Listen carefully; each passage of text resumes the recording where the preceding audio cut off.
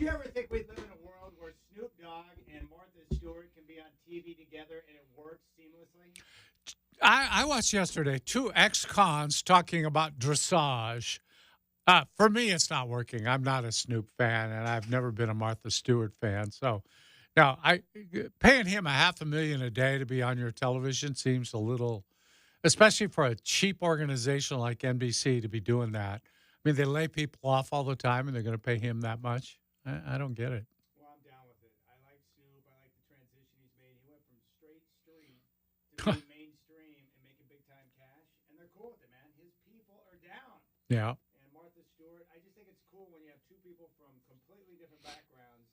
They can find common ground and be able to have some chemistry together. I like that. Did you see the show that they had? Have you ever watched that? Oh, yeah. Yeah. Yeah, it's good. It's good stuff. It's entertaining. And again, those two people should not be able to have chemistry the way that they do, in my opinion. And when it comes to broadcasting, when I see two unlikely characters being brought together and it works, it impresses me. Because someone had to have an eye for that.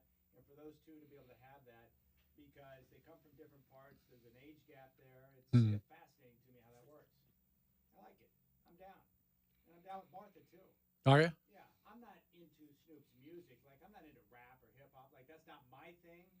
But I've heard some long form interviews with Snoop and some of the things he's overcome to get where he's at. So I got some respect there. He's got quite a rap sheet if you've ever had a chance to look at it. He does. But a lot of that was from his younger days, too.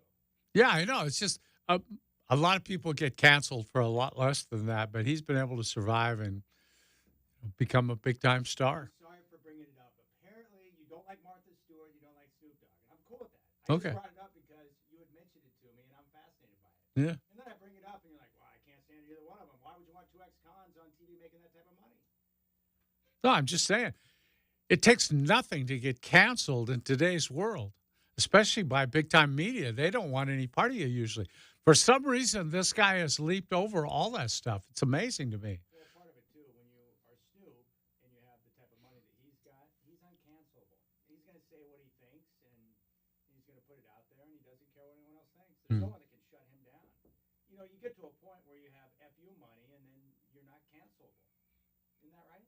Well, yeah, I suppose. But that doesn't mean you have to hire him. I mean, look, it's NBC. NBC bitterness coming out. Absolutely, especially when, I work for a network that they shut down because it was mismanaged by them. And now to see this guy being paid that kind of money to be on their show and really adding not very much every day. Hey, Burkhart, you got any NBC bitterness you need to get off your chest? Or did Godfather cover it for you? I do it every single day, man. Every single day. If you were there, right, Chris? If you know, you know. Yeah, this is one of those you had to be there to experience it. Oh, working for NBC had to be great. Well, it had its moments, but it also had its moments. Well, I wasn't there as long as you guys, but I was there long enough to see some of the shenanigans behind the scenes, Yeah, right? there I'm were well some. aware of what type of a disaster it was at the very end, and it was bad. Yeah. I don't have to say anything because Burkhart, when it comes to management or the powers to be, Burkhart is always watching with a very careful eye and is willing to criticize whatever needs to be criticized. Yeah. And I respect that. Yeah. iHeart, NBC, you name it, man. He's all over it.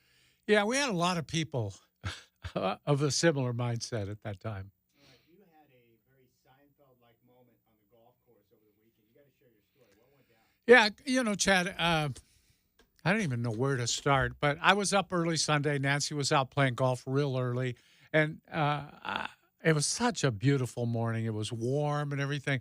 I decided, well, I'll watch her make the turn around holes 13 and 14. I can see from where I sit up on the deck and watch how she's playing and kind of check in. So I go up there at about the appointed time. But while I'm waiting for them to come around, her foursome, I see two guys coming down the 17th fairway, and the 17th green is right in front of our house pretty much, although the center of that green's about 50 yards from our lawn, our fence. And I go back to reading my phone and checking my email, and all of a sudden I hear a noise, sounds like a golf ball landing. You're familiar with that noise. We hear it, but this time it sounds a lot closer than, and people ask me all the time, don't your windows get broken from – no, they don't get broken because nobody hits the ball that wildly. But I heard that noise and I thought, wow, that ball's landing close. And I look up and it's bouncing into my backyard, which never happens. Maybe twice a year, 2 or 3 times a year, we might get a golf ball back there. I'm familiar with that hole. Hole 17, it's got a big green as well. So you It does. really hit a bad shot. Yeah. You better shoot the green by quite a ways to be able to hit your yard. That's Yeah. not a good golf shot. No, it's not. It was a young man. I watched him. I wasn't sure. There were 2 guys. I wasn't sure which one hit it, but I could tell they were only about, I would say, 100 yards, maybe 125 from the green. So that's really a bad shot because you shouldn't be that wild when you're that close. But anyway, it landed in the yard. So I thought, well, I'll go down and throw the guy the golf ball back because I was afraid if he didn't see me up there, he would just open the gate and come in on his own. And I didn't want that happening either. So the rabid dog I own might have just gone after him, but not really. So I go downstairs, I pick up the golf ball, and I'm waiting for the guy to come along, and I'm ready to make some smart-ass remark to him about, you're a lot stronger than you think you are, or I think you had the wrong club there, babe. But anyway, as he moves closer, I look at the golf ball. It's a Titleist Pro V1X. That's the same ball I use. Wait a second. The number on the ball is 13. This is my golf ball. This guy's got my golf ball. He's hitting my golf ball. Now, how do you know it's yours? Because there's a lot of people that play the Pro V1X. They do. But if you buy a normal sleeve, you don't get the number 13. They don't go that high with their numbers. You have to order that. And when you order from our pro shop, I get this deal every year. Buy 3 dozen, you get the 4th dozen free. That allows you to put your own number on. I just have every ball marked 13. Because then I know it's my ball. Nobody else wants an unlucky number like 13 on their golf ball. I mean, people are that superstitious. They don't want 13. So I take it. I know it's mine. Plus, the night before, we had been playing, Nancy and I lost a ball on 11. We were trying to get done before dark. I just said, oh, the heck with it. I got other golf balls. Let's just finish up. And You're not a guy to waste a lot of time looking for a golf. No, just like you don't either. No, I got another ball here. So what are we doing? Let's play. So anyway, I said to the guy, I said, you found this ball today, right? Yeah, I did. I said, on 11? I shouldn't have said 11 because I lose a golf ball at every hole. It doesn't really matter. But he said, yeah, I think it was on 11. I said, well, I lost it last night. And the guy said, well, yeah, keep it then. Do you have an old ball I can use to finish up? So I went in the cart barn and got another ball and gave it to him. And so it reminded me so much of that episode on Seinfeld where, of course, Kramer was using the ocean as his driving range, hitting balls into the ocean from the sand. And then George went out masquerading as a marine biologist, of course, to impress a female, and ended up on top of a whale and found a Titleist inside the blowhole. And, of course, Kramer said, was it a Titleist? Yeah, it was. It was his golf ball. So anyway, same thing. What are the odds he would find a ball that I hit out of bounds, play it, and then hit it into my yard of all the yards there? It's the craziest coincidence ever. I've never seen anything like that. What are the odds? He found your ball on 11. Mm-hmm. Number one, that's a big hole, a par 5. Yeah, it is. He finds your ball and then happens to hit it into your yard. Yeah. That's a 1 in a million chance right there. And if he's that wild, who would have thought he would have been able to keep it in play from 11 all the way to 17? And not only that, you would have only known that it was your ball because it's The got number. 13 on it. Yeah. And any golf ball I buy, it's got like 1, 2, or 3. Mm-hmm. That's it. Mm-hmm. Never a 13. Yeah, No one's 1, going 2, to have 3, or 13 put on their golf ball. Right. Yeah. That's it's just kind of the way it works. But anyway, quite a thing. I heard later these guys might have snuck on the course. They were trying to find out who it was, and they were ahead of the group that went off first. You have the first tee time, and that's the group Nancy was in. These guys were ahead of them by like 3 holes. So it pretty much figured that they didn't check in with a pro shop or have a tee time. They just probably snuck onto the course. That's great. Well, the weather the last few days has been perfect for golf. Perfect for you this morning, I can say. Tell us about that. I don't know what happened this morning, but it was the greatest 4 hours of my life on a golf course. It was probably the greatest 4 hours of your life anywhere. There's no question about that. Nothing can compare to what I experienced today as I PR'd. I shot my best round ever, 2 under par, 70 at Heron Lakes. Now, that's your best score by how many strokes? 2 strokes. Oh, you had shot a 70? I shot a 72 last year, okay. even par, and I was 2 under par today for a 70. I had 5 birdies and 3 bogeys, and the best way that it was how it went down today, because I arrived at 17. I was 1 under par, so I needed back-to-back pars to be able to finish it subpar, which is ultimately what I wanted to accomplish. Well, I hit my approach on 17, and I hit the green, but I faded the shot, so I was 27 steps away from the pin. So it was uphill. It was a long putt, and I'm like, great, I'm going to completely botch this and 3-putt it. But I hit the putt, and it went straight up the hill and almost went in and came within like a foot or two, so it was a tap-in par. So I walk up to 18. I'm like, okay, idiot, all you have to do is par this hole, and you'll walk away with a subpar round, and you'll be happy. Well, of course, I overdrew my ball into the tree line on 18, and I got up there, and I found my ball, and I had a small window through the trees, and I was far enough left of the tree that I was next to where I was able to get a full swing. And I was probably about 128 yards from target, but I was in thick rough. So I used a pitching wedge, and I thought— From how many yards out? From 128 yards. And you can hit a pitching wedge? Yes. Wow. But the problem is that with that thick rough, I really tried to power through because I thought, for the life of me, just don't hit this short. You got to get it up on the green. So I hammered the shot, and I hit it too far. It went 141, and it hit the backside of the green, and it's on a hill. So it hit the hill, and it bounced down the hill. So I walked up there. I'm like, great, I'm going to chip up, 2-putt, and I'm going to finish with even par.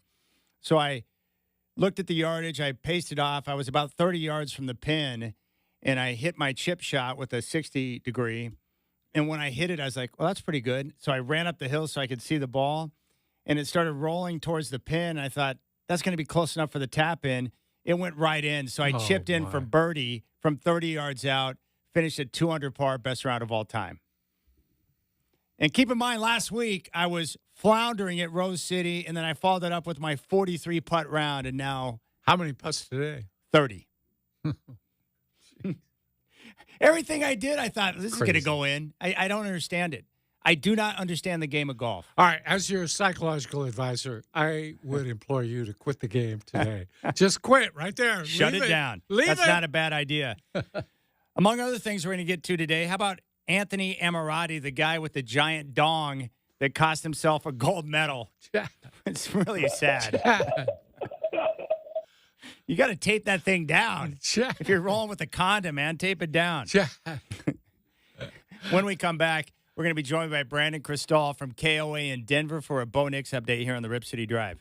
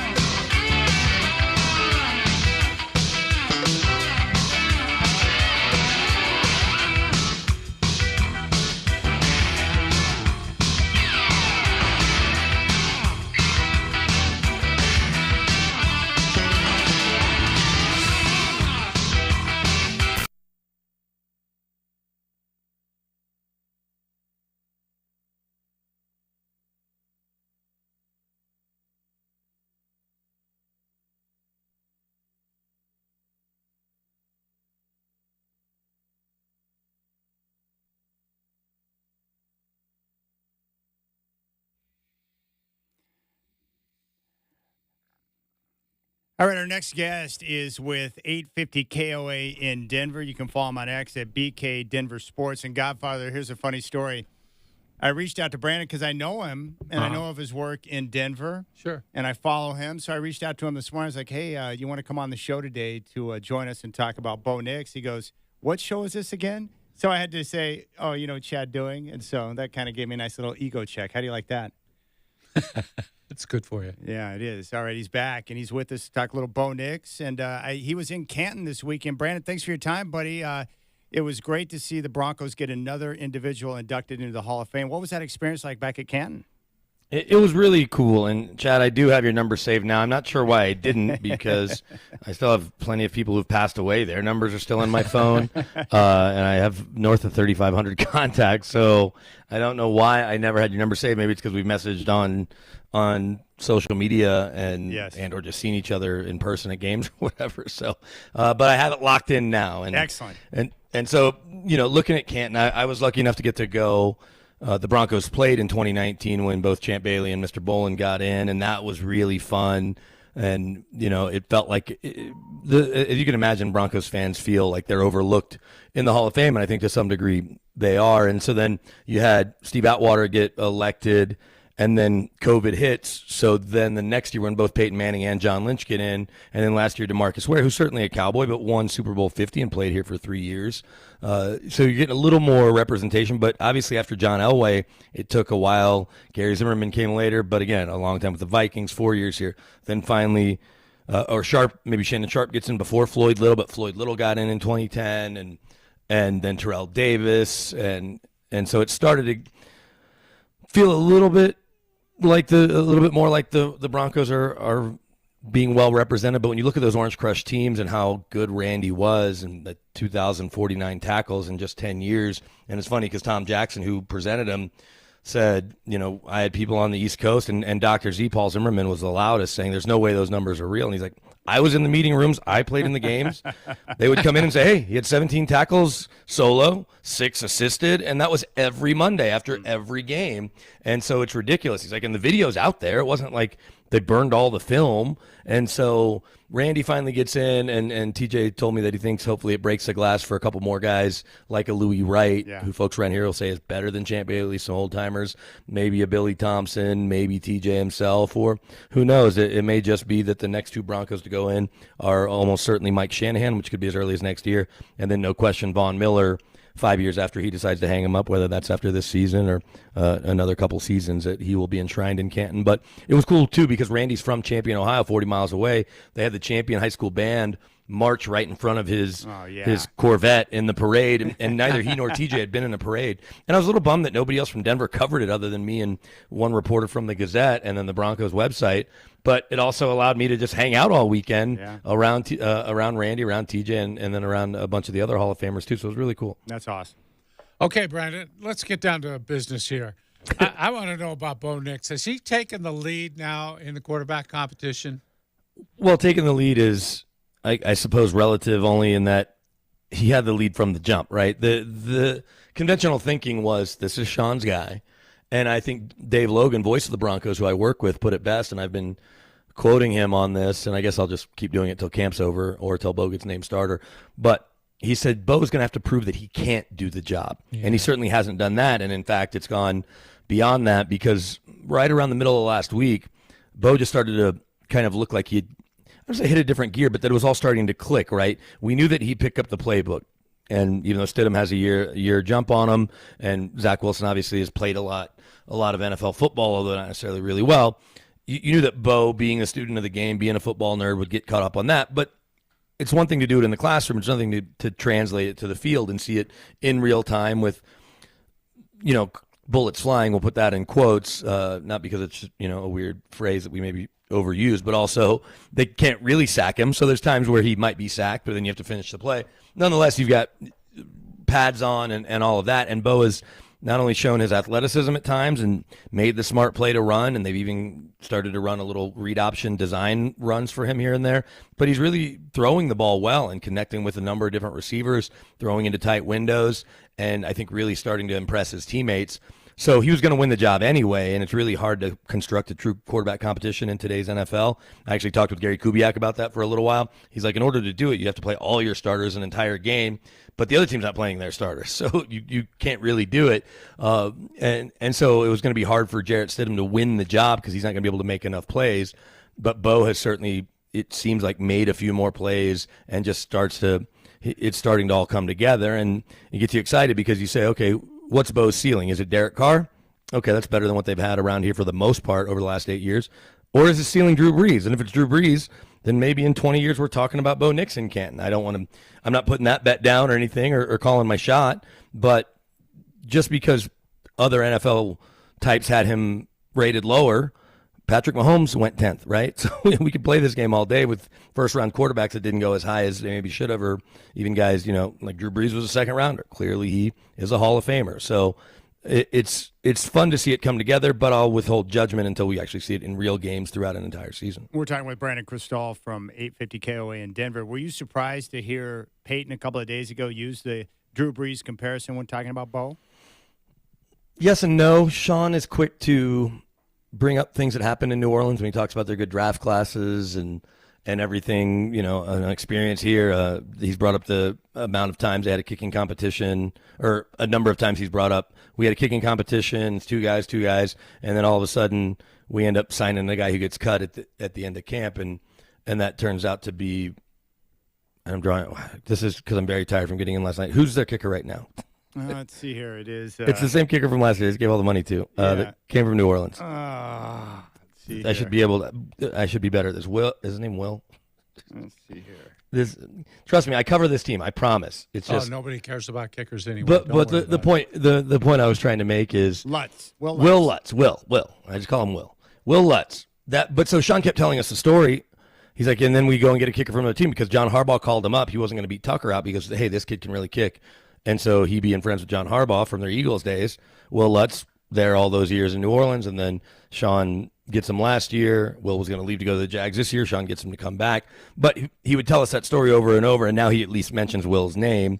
And so Sean likes to kind of tell these same stories. But the Drew Brees comparison, I guess it's really the first time that he did it actively because the question was just about Bo's ability to handle pressure.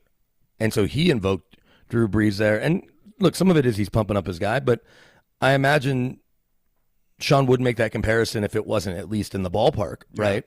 Yeah. And so, like, we had Phil Simms on KOA a month ago or so, and he was talking about Bo Nix, and he's like, if you were trying to call up somebody that's not a Bo Nix fan, you came to the wrong place, and they obviously weren't trying to do that. But he's like, I thought Bo got to his second read better than anyone else in college football, and those are kind of the numbers that Sean kept going through about not only his completion percentage, but his efficiency and his throws on third down when he was under pressure and everything else and conversion rate and all these things. And so there are maybe more tools than other scouts wanted to acknowledge, and I guess ultimately we'll see. The biggest problem last year was that Sean would call plays and then Russ would get to something else or improvise because Russ didn't see it the way Sean saw it, and that was, I think, pretty maddening to him. And now you've got a guy that, even if it feels like Sean's holding a PlayStation controller, that's going to run the play the way it's designed and go through the progressions and hopefully take the shots downfield when given,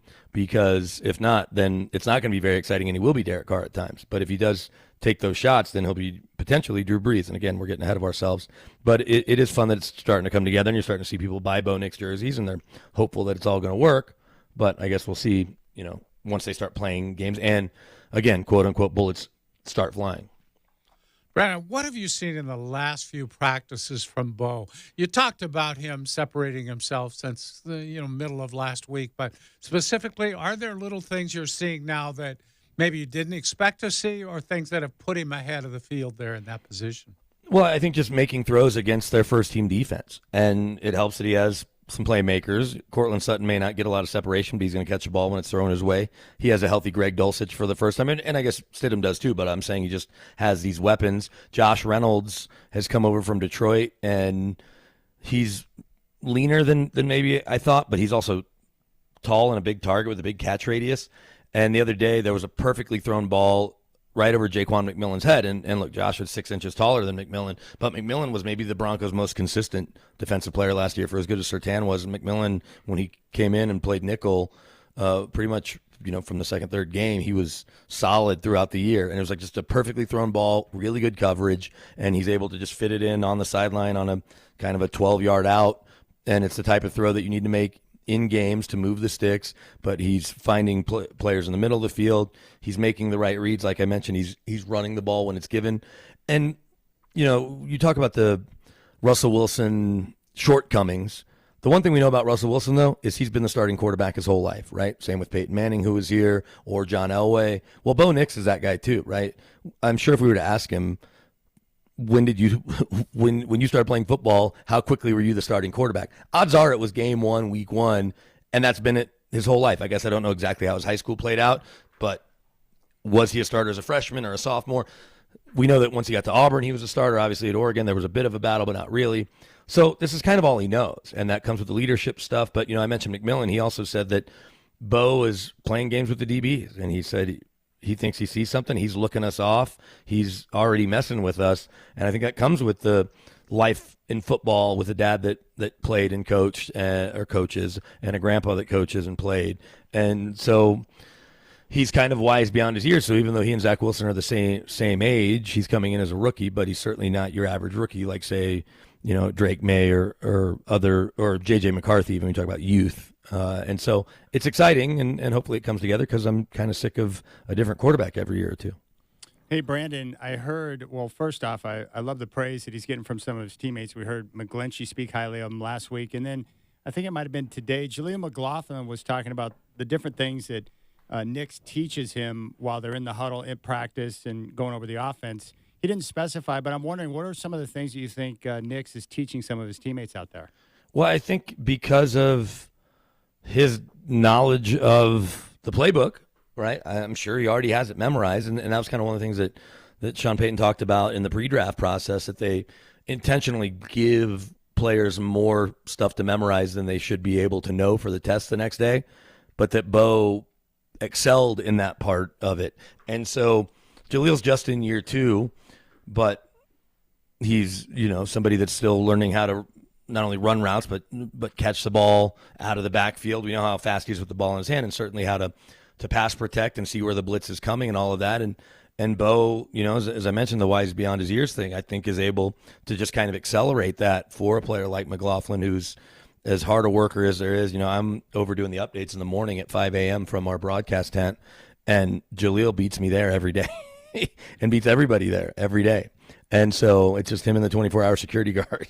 So I think that it just shows kind of the leadership aspects, kind of going back to what I said, like he's been the starter his whole life. And so that's the way he approaches things, even though he said all the right things. And he's like, if I don't win the job, I'll be as good a teammate as I need to be, and learn and be ready when it's my turn and all that. But that he just has leadership traits and qualities that you want to see in a franchise quarterback. Now you just hope it all comes together. And I apologize for not knowing this. Is gambling legal in Oregon now? It is, yep. Yeah. So I was on DraftKings the other day. 2850 is his yardage total. That's about 167 a game. If he starts all 17 games, even if they are run heavy, they're going to be run heavy. There's going to be 8 guys in the box. But if you don't think any quarterback, and really any quarterback could, that starts all 17 games, and obviously health factors into it as well, isn't going to get you 167 a game, then it's like, what are we doing here? So I'm not saying I'm going to throw a month's mortgage on there, but I'm going to put a couple nickels on that over, and I think I'm going to put it on the Broncos over 5.5, because while I understand some people don't love their roster, I think it's unproven, but I don't know if it's untalented, and they got better up front on both sides of the ball, especially just solidifying their O-line. We'll see what happens at center, but then up at D-line, going and trading for John Franklin Myers and adding Malcolm Roach, they just got better up front, and they'll be more stout against the run. Brandon, you expect Bo to start the first exhibition game in Indianapolis then? And if so, is that going to be with a bunch of rookies in front of him and everything? How do you think that'll play out? We're supposed to find out in the coming days, because Sean told us today that they're still mapping all that out. They might, just to throw Stidham a bone, let him start with the starting O-line, because everyone's going to play.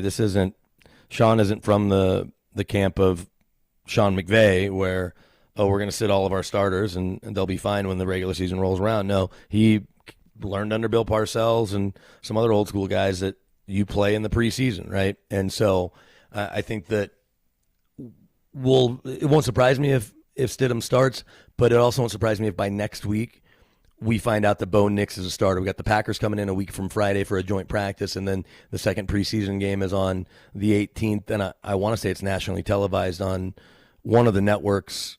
So it may not be NBC Sunday Night Football. Maybe like Fox is doing that game to get one of their crews a game, but you'll be able to watch that at 5:30 Pacific time on the 18th. And I don't know if we'll see Jordan Love, but I won't be surprised if we know that Bo Nix is a starter by then.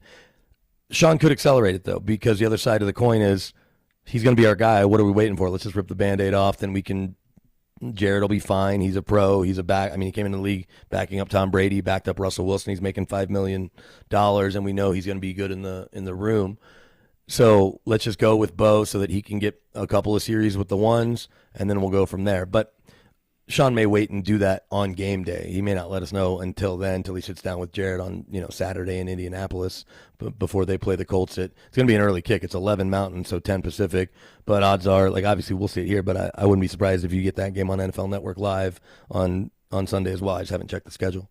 Hey, one final question for you, Brandon, before you go. A lot of criticism coming out from former CU players who have been a part of the program. Taking Unnamed. Some shots. Yeah, unnamed, of course. I'm not saying they're not right, but you always take unnamed. You got to be a little cautious, right? There's no question. I mean, what's your take on that? What are you hearing in regards to the program? Or are these ex guys with just sour grapes? I think there's probably some truth in some of it, and you hear rumblings about how much Deion really participates in practice, or you just go watch his press conferences a year ago when they'd have to sub somebody out because there was an injury, and he would get asked about it at his Tuesday press conference. He'd be like, "Which one's that?" Oh, 55. Oh, yeah, I like it, and he'll have a nickname for him and this and that. Deion's got the best player in college football in Travis Hunter. He might have the best quarterback in his son. They upgraded the O-line.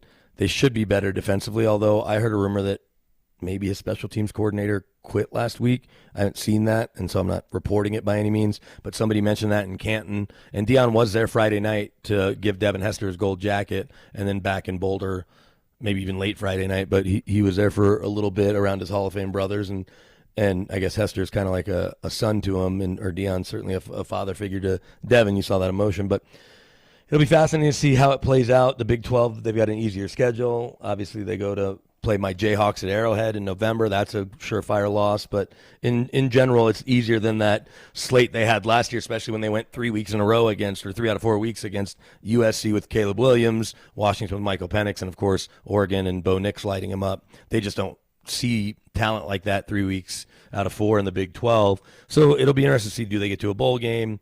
Can they potentially win the league? I don't think so, but I understand the sour grapes nature of it. He came in, he sees the world differently. Maybe you weren't his guy, or you didn't bow, I don't say bow down and kiss the ring, but just, be all in with them.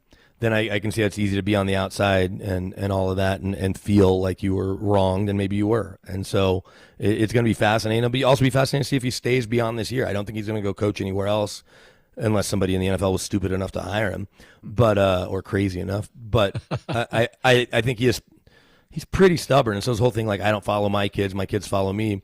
He's got some kids coming in, and they know they can win the portal, and they've got national brands and good money up there. And 12 teams going to the playoffs, Big 12, you're kind of on an island in Boulder, and you get the Broncos cloud cover during football season as well. So it's going to be a really fun and interesting year, I think. And then what happens when Shedeur and Travis Hunter go pro? All right, Brandon Criscal is with 850 KOA in Denver. Hey, Brandon, I'm glad you had a good time in Canton, man. That's awesome. And thanks for coming on to shed some light on the Broncos situation with Bo Nix. We love it. Appreciate it. Of course. Holler at me anytime. Chad, Dwight, thanks for having me. You got it. There you go, Brandon Criscal. So we heard it from him. It's not really a quarterback competition. Mm-hmm. Which is kind of what we suspected from the start, right? He drafted Bo. Mm-hmm. He's going to play Bo, and Bo will start week 1 against Seattle. And Bo has shown enough now with the veterans to the coaching staff that it's not going to cause a problem on that roster if he starts. Exactly. And like we said all along, the only way Bo doesn't play is if he's clearly not ready. Yeah. But we didn't expect him not to be ready because his work ethic and his acumen would lead you to believe that he's going to be prepared. Yeah. So that's great news. I can't wait to watch it all go down, and we'll be able to see him in action Sunday, 10 o'clock in Indianapolis against the Colts. That's fun. I would love to see him with the ones just for a couple series on Sunday. That'd be great. I'd love it. All right, when we come back, two very special moments over the weekend, and one of the guys, I hate it for what he did because it makes me want to like him. I don't need that in my life, Godfather. I know what you mean. We'll talk about the Joker and Scotty Scheffler. You got the Rip City Drive with Dwight and Chad.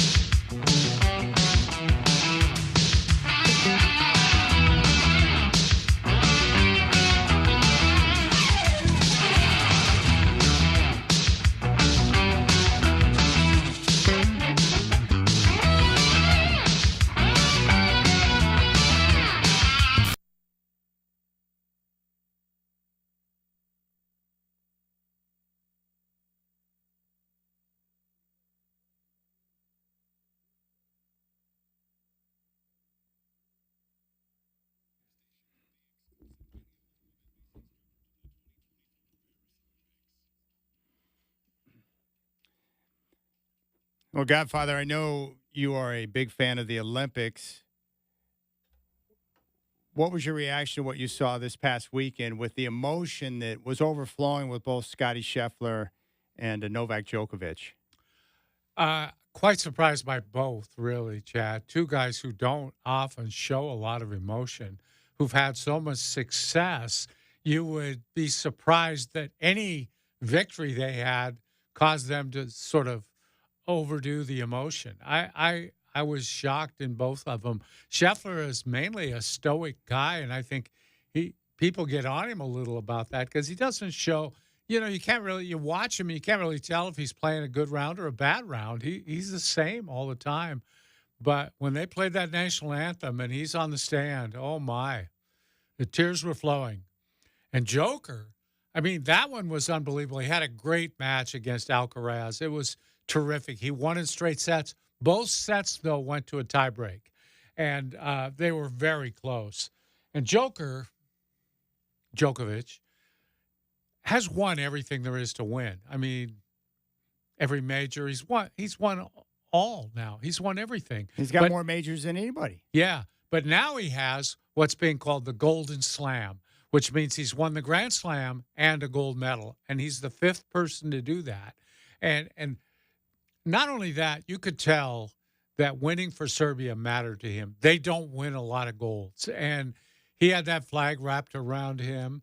He sang the national anthem. It was really cool. He went up in the stands to his family, and I mean, not just teary-eyed, he was bawling. I mean, he was really crying, and his family was too. I was just surprised because that's a guy. It made me like him a little bit, and I've never been. I don't actively root against him anymore like I used to. I used to really because he was really hard to root for in the beginning, and he was just a jerk most of the time. I still am not a fan, but I have to admit I softened on him a little bit watching all that. Yeah, I had a similar experience with him that I did with Bryson DeChambeau, where on the court, I can't stand Djokovic. And part of the problem I have with Joker is that he's a rival to Nadal, who is one of my favorite athletes of all time. So I hate it when Joker gets in front of Nadal's opportunity to have success and win more majors. But the more time I watch interviews with Joker off the court, and I've seen some full long-length interviews with him, and you find out the type of guy he is and what he's about and how hard he's worked to get to where he's at, and you separate that from his on-court persona, then you start to realize, like, okay, this is a pretty good dude right here. Yeah. And I guess the Olympics, to me, that's when it means the most to me is when I see an individual, no matter what country they're from, get wrapped up in the patriotism, that nationalism, where they're doing something for not just themselves, but the entire country. And that's where you're like, okay, that's what the Olympics is all about. And that's what I felt with the Joker. Yeah. And, you know, Chad, it's like I'm kind of cynical about some of that. And I've always believed with the USA basketball players, and I said this last week on the air, I think, most of them are playing for the brand. They're not playing for the flag and the country and all that. And I feel like I can see that in them. But when you see a swimmer, when you see a volleyball player, when you see them win gold, it means a lot more. It means because they don't get that spotlight as often as NBA players do. They're not accustomed to that kind of attention and that kind of success, really. This is the biggest event of their life. And I think for a lot of basketball players, winning an NBA title is harder than winning a gold medal and more of an achievement because it's right here in our country. And so I can see why they're not as excited over a gold medal as maybe some of the other athletes are. And for Scheffler, what a year this guy has had. I mean, he's a one-of-a-kind, and he's also a good dude with a good heart. He won his second Players, got his second green jacket, 7 wins, world number 1, had his first child born, $30 million in prize money. He was jailed and also won gold. That's a pretty full year right there for Scotty Scheffler. Yeah, that's some real ups and one particular downslide there with the mistaken jail thing. All right, when we come back, we'll dive into the NFL preseason, some big storylines to watch for the upcoming weekend. And then at 4:20, we'll get to the players list in the NFL, the top 100 players according to the players.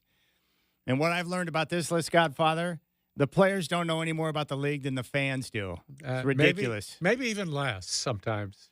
You got the Rip City Drive with Dwight and Chad.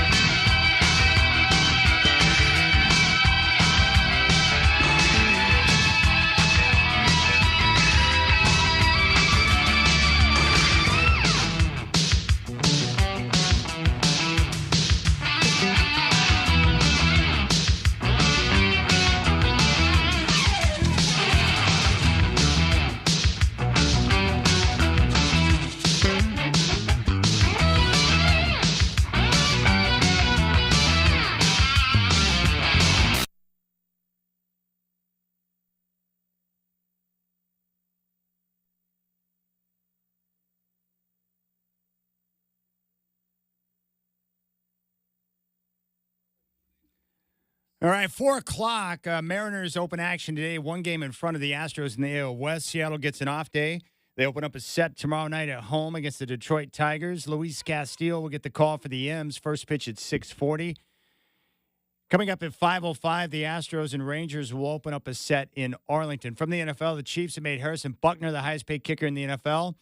He'll average $6.4 million a year. The deal worth $25.6 with $17 million in guarantee. Browns defensive end Zadarius Smith carted up the field at practice with an apparent knee injury. D'Amico Ryans says the Texans starters will play in their second preseason game against the Steelers. Hawks' first preseason game is Saturday in L.A. against the Chargers. Kickoff at 4:05. Seattle favored by 2. Joining us at 5:20 on the Rip City Drive today is PGA David Coleman as we break down the gold medal effort by Scotty Scheffler.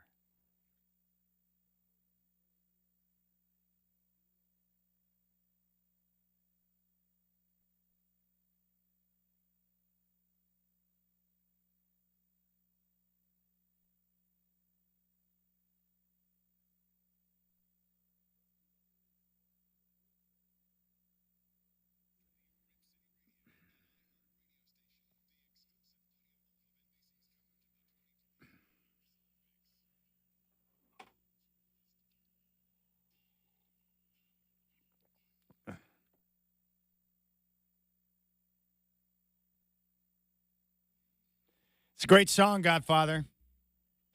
One of the best. This is a beautiful song, man. Give me some volume on that, Burkhart.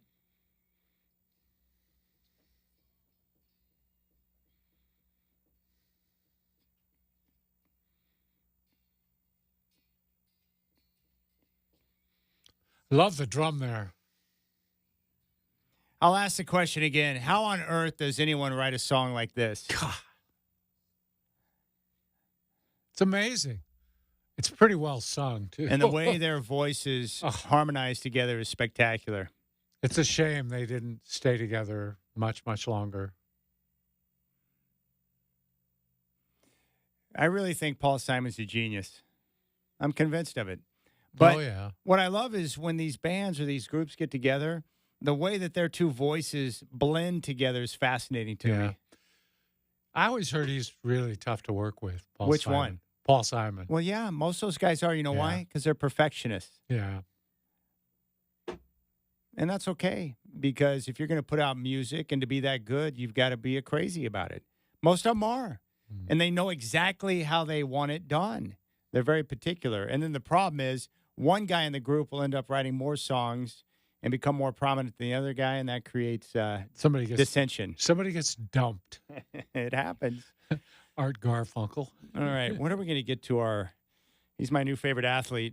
Oh, that's 4:45. We got to wait. We'll get to Anthony Amoretti, the French pole vaulter. Let's just hold off on that for a while. One segment will be quite enough with you breaking it all down for us. I guess what I don't understand is, like, I'll save it. Careful. But it's not like this is the first time this guy's pole vaulted before. I know. That is a real question. Why? Has it happened before? And I would say the chances are pretty high that that's happened before. If you're going to carry around luggage like that, that's definitely happened before. There's no question about it. That would not happen with me. The tic-tac would never become an issue for the pole vaulting. I can guarantee you that. Incredible.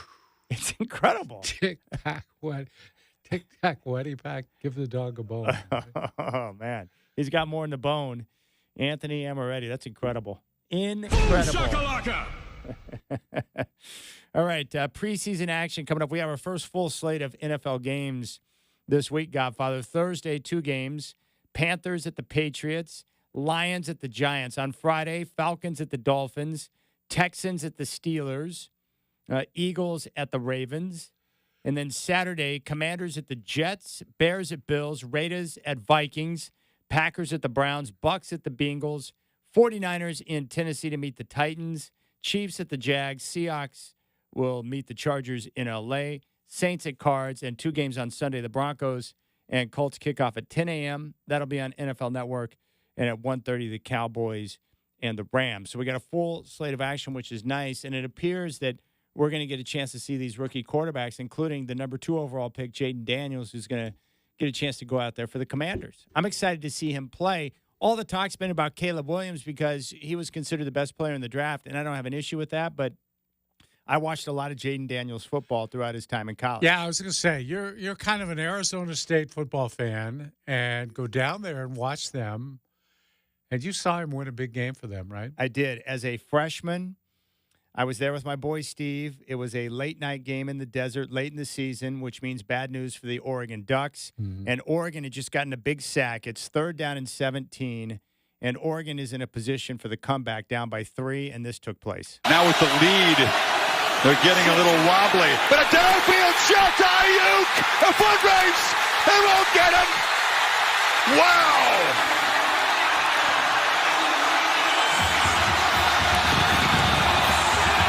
So long before he got to LSU, because I'm such a weirdo about the Devils, we had a chance to see him play a number of times live in his freshman year. Yeah. And then moving on into his sophomore year, I've seen him play live a bunch. And what I noticed as a youngster was just poise, a command of the offense, respect of his teammates, but that delivery of the football, especially on those deep shots, very accurate. Those are pretty ball, very catchable. And, those are the type of things that youngsters that they have that you can't really coach. He's just got the natural skill. And then he went to LSU and put together a Heisman year. So the guy is dynamite. I can't wait to watch him play his first preseason game. What a sensation he was as a freshman, though. Ooh, that was incredible. Yeah, it was terrific. So I'm excited to see him play. I think you and I are the same when it comes to Daniels. It's not the ability that we're worried about, but Right. it's the slender frame. Yeah. Can he hold up to the punishment Mhm. when you got 300-pounders breathing down your neck looking to punish you and drive you into the ground? That's really what it comes down to. Yeah. Yeah. That was a funny game. Didn't he beat Justin Herbert in that game? Yeah, it was Herbert who was at quarterback for the Ducks. Who's been in the NFL now for a long time, and here this guy's just a rookie coming in. Yeah. These guys that played and then used their COVID year got all that extra experience. And I think for a lot of these quarterbacks that we're seeing in the NFL now, especially as rookies, the COVID year worked out really well because you go back to school and look at how many guys, whether it's Bo Nix or Michael Penix, Jaden Daniels in the same boat, they go back to school, put together another big-time year, and further showcase their skills, and it works out for them. A lot of times guys go back, and it hurts their draft spot, but for those 3 guys I just talked about, they all benefited by going back to school and putting together a big year, following up a good year with a better year, and it improved their draft stock. Yeah, it's a double bonus, too, because you go back and you get paid for going back. Yeah. And then all 3 of the guys you mentioned, they made big bucks going back, and then millions more in the draft than they would have made if they'd have come out a year earlier. Well, think about those guys.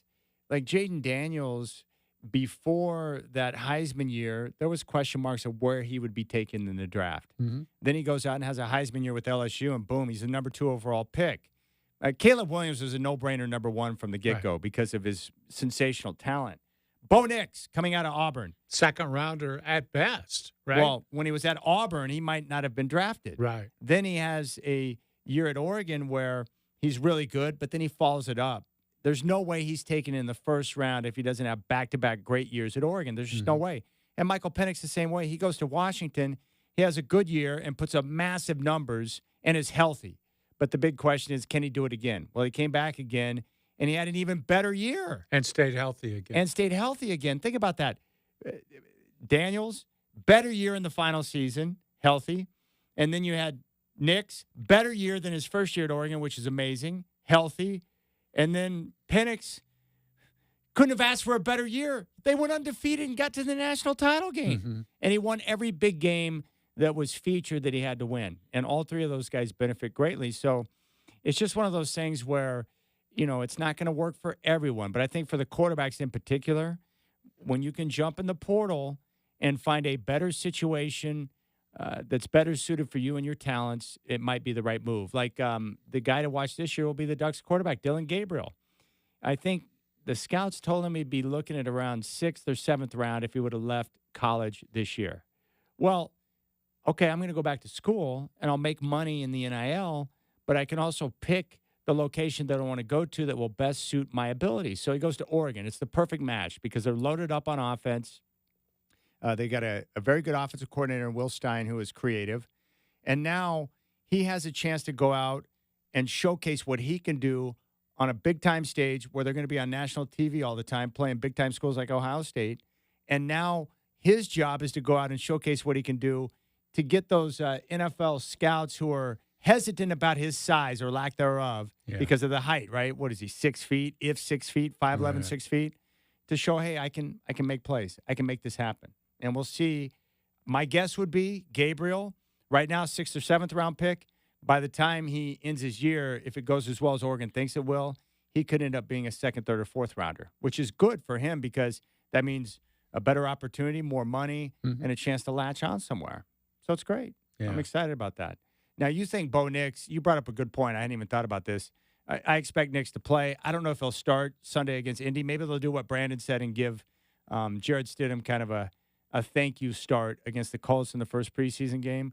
But it's hard to judge some of these guys in the first preseason game if they're on the field with backups or third stringers. It's not the same as having the starting 5 out there on the offensive line. Yeah, you need them out there with the ones. I think particularly with the offensive line. You need the starting 5 on the offensive line so you don't have protection that gets blown up and then all of a sudden you get blindsided. You know, the quarterback, if he's got poor protection in those preseason games, it can look pretty nasty sometimes. Yeah, and I think the usual menu for that is 2 series. The offensive line and the quarterback, give them 2 series. That's enough that nobody gets tested physically too much, even if you're not quite in shape yet. And it's enough to see what you got going. It gives you, a minimum of 6 plays and probably significantly more than that if you can move the ball at all. The other thing I've noticed about these great players, too, like every one of these quarterbacks, they always have like that one signature moment that stands out if you look back at their career. Like the one thing, I don't know if it's different for you, Chris, but when I think of Bo Nix, I always go back to that game the year before last where they're hosting Utah. And remember leading up to the game, he had the foot injury, and there was that question mark of whether or not he was going to play. We didn't think he was going to play. Well, guess who starts? Bo Nix. And he's out there nowhere near 100% and shows the gutsiness to go out there and carve up the Utes, and they get the win. To me, that was his signature moment where it's like, yeah, I'm here, I'm tough, and I'm here for my teammates. I think for Jaden Daniels, it was the touchdown pass that I just showed in his freshman year against Oregon. Yeah. I mean, that game, that throw cost Oregon a chance at a national championship. They missed the playoff because of Jaden Daniels. And then for Penix, I just think back to the big games. He won at Oregon, and then last year he beat the Ducks not once but twice. He was big time on those stages against a rival team when he had to be. Those things come to mind when I think of those guys. Great players always find a way to come up with big moments when it matters most. That's the common theme with greatness, with great players. So we'll see how things continue to shake out. But, yeah, it's going to be fun. But I want to watch Bo. That's all I care about now is just watching Bo, see what the development's like, see how comfortable he is out there, see what type of communication he's got with his teammates, the offensive line. Are plays getting run quickly? Is he able to communicate in the huddle quickly? Like all these different things that you wonder about with a rookie quarterback. I want to see how the whole operation works with Bo Nix because I have high expectations for him with those type of things because of his mind and his understanding of the playbook. Go back a year. Would you have ever thought you'd be saying things like that? No. No, and again, I'm still not convinced on what type of NFL quarterback he's going to be. But I know Sean Payton's a smart guy, and if Sean Payton believes in him, then I'm willing to support. Who are you to disagree with Sean Payton? I know. I'm not. Sean Payton knows what he's doing. He does. Yeah. He wouldn't compare him to Drew Brees if he didn't think there was some similarities there. Yeah, you'd think. Yeah. Because that's nonsense. If you're comparing him to Brees and it's not even remotely close to true, it's absurd. That would not make sense to do that. Yeah, comparing, who is that bum? Harold Miner. Calling him Baby Jordan is insanity. God, it sure was. I saw his game. He ain't Jordan, all right? Well, it's, again, people who judge basketball players by their ability to dunk. And you still hear that once in a while. Who was that guy that was the dunker that didn't do anything for Portland recently drafted? Brown? Yeah. Brown. Yeah. The guy that was possibly putting his stuff out there on social media at halftime? Well, I hear a lot about Shaden Sharp in that regard. Oh, man. Did you see that dunk? Did you see that dunk? Yeah, I saw the dunk, but I'd like to see a little more than that. People lose their mind when a 7-footer can jump and touch something that's 10 feet high. It's mind-blowing. Yeah, I know. Not like Herman the helicopter, New York Legends, a guy that could jump up and remove a quarter and place another quarter down on top of the backboard. Rucker Park legend. Herman the helicopter. That's a guy I want to meet. Pull a quarter off the top and leave you the change. He was supposedly, according to legends, 6'10" with like a 52-inch vertical. Something crazy like that, yeah. Get Vesey on the line. Is that true? Come on, Peter. Chad, would you have loved to have had a chance to see one weekend of games at Rucker Park in the day? Yes. Back in the day. How many NBA guys played at Rucker that never got into the NBA for various reasons? That's what I want to know. A lot, probably. Ooh. Yeah. All right, we'll come back. By the way, NFL players do not know more than the fans. And if you don't believe me, just wait until I give you this list. Ridiculous.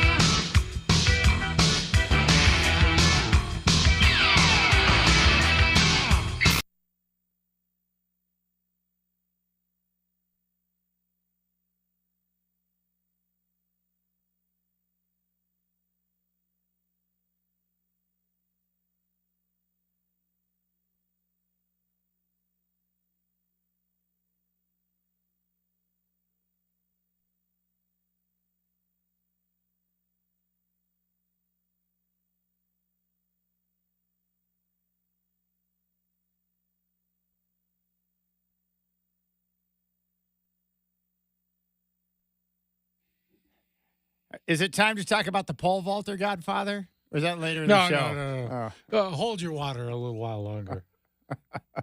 I know you can't wait. You would take the rest of the show to talk about that, but we'd be kicked off the air. So it'd be better if you did, just kind of hold it in a little while longer. Oh, my goodness. Oh, I should have never mentioned that to you. it's the greatest thing ever. I can't believe you didn't see it before me. It's just amazing that someone could be denied gold because of their incredible schlong. I would have never thought that was possible. Somehow I created a monster.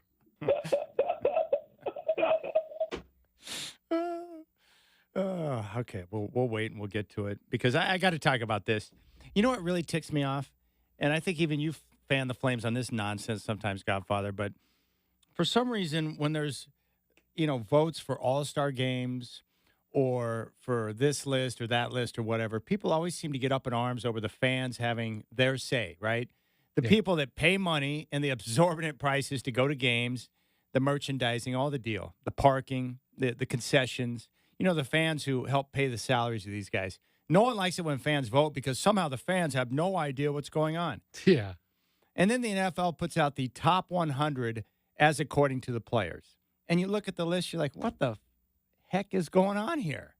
These players don't know jack squat. In fact, I would argue that fans may know a little bit more about the game than the players do when they put out a list like this. It's insanity. Yeah. Before we get to specifics, what is your take? Like when you looked over the list for the first time, you're like, wait, what? Yeah, I mean, these are players.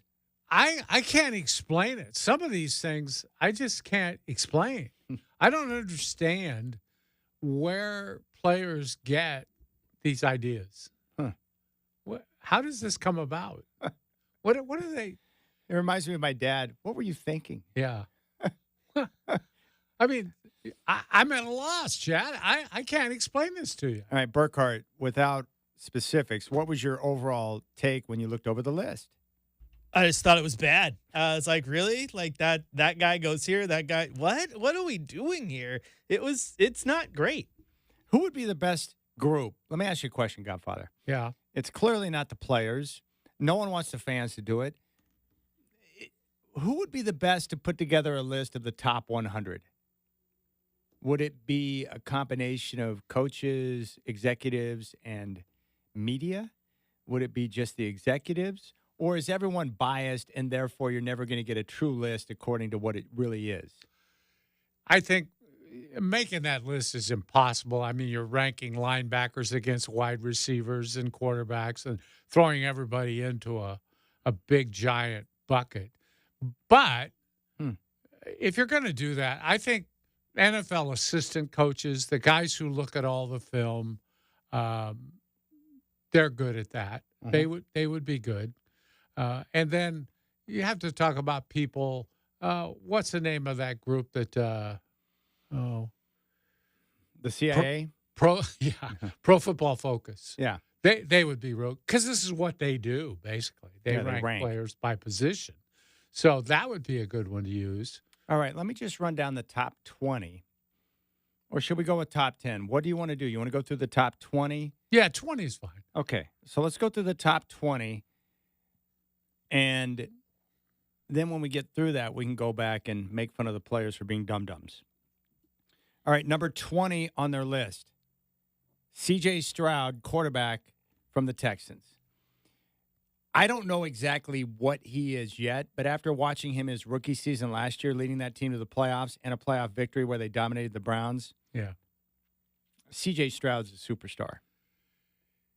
Yeah, I guess, though, on a list like this, ranking him against all the great players in the league, as a young player with 1 year under his belt, I would have just been a little more cautious with him. I don't know that I'd have him that high right away. Number 19, linebacker from the Ravens, Roquan Smith. Yeah, good player. He's a badass. Yeah. Roquan Smith is terrific. Number 18, this surprises me. Wide receiver from the Vikings, Justin Jefferson. Why does it surprise you? Because he's one of the greatest freaks Oh, I and was put gonna say- together an incredible year. He is a Two- athletic freak. So he's not high enough for you, is No. what you're saying. Absolutely not. Okay. Yeah, I get it. Number 17, great player. Micah Parsons, the edge rusher from the Cowboys. Right. That guy can disrupt an entire football game on his own.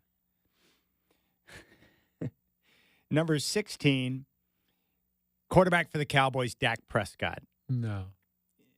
He should not be That's- ahead of Micah Parsons, I can tell you that much. And No, he should it's not too be ahead high. of C.J. Stroud. No, it's too high. He's ahead of a lot of quarterbacks. That's crazy. Number 15 on the list, quarterback for the Eagles, Jalen Hurts. I think that's too high for him. George Kittle, tight end for the 49ers, checks in at 14. Number 13 on the list, and this guy's coming off a monster year, CeeDee Lamb, wide receiver for the Cowboys. Yeah, I'm okay with that. He's awesome. Number 12, give me a break. Quarterback for the Bills, Josh Allen. Number 12. He might be the second best quarterback in the NFL for crying out loud. That's what I was thinking. I think he is the second best quarterback in the league. So to say he's number, what did we say, 12 overall? Yeah. Ugh. Well, it's nonsense. Number 11 on the list is linebacker for the 49ers, Fred Warner. Fred Warner, by every metric, is just a straight bad A on the football field. Super stud. Number 10, not a surprise to me because I don't know anyone in the league with a better motor than this guy, Max Crosby from the Raiders. Yeah. He's awesome.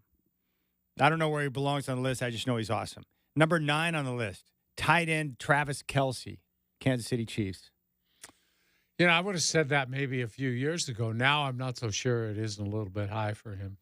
This guy here holds the all-time record for sacks in Steelers history. He obviously is a great football player, T.J. Watt. He's a stud. A disruptor. He can take over a game by himself just like Micah Parsons. Number 7 on the list, Trent Williams, offensive tackle for the 49ers. He's a great player. He's the 49ers' arguably best player and most important player, and that's why he's holding out looking to get some more Jake. Probably the best offensive lineman in the league. Quite possibly. Chris Jones, defensive tackle for the Chiefs. The guy's a freaking animal. Yeah. I cannot believe Kansas City got to keep him. Wide edge rusher for the Browns, Myles Garrett checking in at number 5. He's a stud. Here's where it gets awful. Number 4 on the NFL's top 100 list, players in the league, Chiefs quarterback Patrick Mahomes, number 4. Wait a minute. You can please suck it on that one. That's crazy talk right there. Ahead of him at number 3, running back, a white running back, Christian McCaffrey of the 49ers. He's good. Yeah, he is. Yeah. But ahead of Patrick Mahomes? Probably not. Number 2 on the list, and this is where it gets worse, quarterback for the Ravens, Lamar Jackson. No, I can't see that. I would not put him as the number 1 quarterback in the NFL. And number 1 on the list, according to the players, and I love the guy, Cheetah, Tyreek Hill, number 1. Best player in the league. Number 1 player in football. Top 100, Tyreek Hill is number 1. Any position. What's even worse is if you scroll down the list, checking in at a nice number 75, Chargers quarterback Justin Herbert. I mean, come on, people. What are we doing here? Here's my take on this, Godfather. And we saw this, we've seen this over the years with players and how they react to certain guys based on what they do. Players, and I see this in the NBA as well. Players, they love athletes. They love big, strong, fast freaks who can do things on a football field that other guys can't. They admire athleticism a great deal. That's what I'm seeing here. Because when you put Tyreek Hill at number 1, and you've got Lamar Jackson number 2, and you've got Christian McCaffrey number 3, all ahead of Patrick Mahomes, players clearly respect guys who are physical freaks, athletes, guys who can do crazy stuff on the football field. That's the only way I can make sense of what I'm seeing right here. Because we all know who the best player in the NFL is. It's Patrick Mahomes, right? Is it not Patrick Mahomes? Of course. Burkhardt, who would you put at number 1? Patty Mahomes.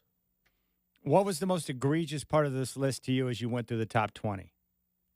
Well, I think it proves to you that there's some politicking and players are crazy because look at the little number under where they're ranked, Chad, and it will tell you how many spots they jumped or fell from last year. Lamar Jackson in the 2023 rankings was ranked as the 72nd best player in the league. He jumped 70 spots according to the player rankings, and they put him above Mahomes. He's not better than Mahomes. He's not better than Josh Allen. And I don't think Tyreek Hill is the number one player in the league by any stretch of the imagination.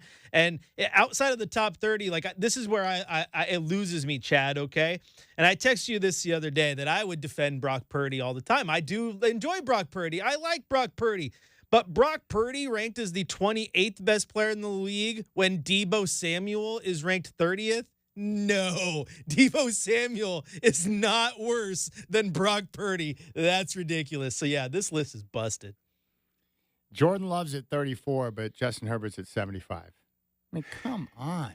Yeah, I think it's an impossible list anyway, because to try and throw all these wide receivers and their talent in with the rest, offensive linemen and people like that, it's just impossible to compare these people.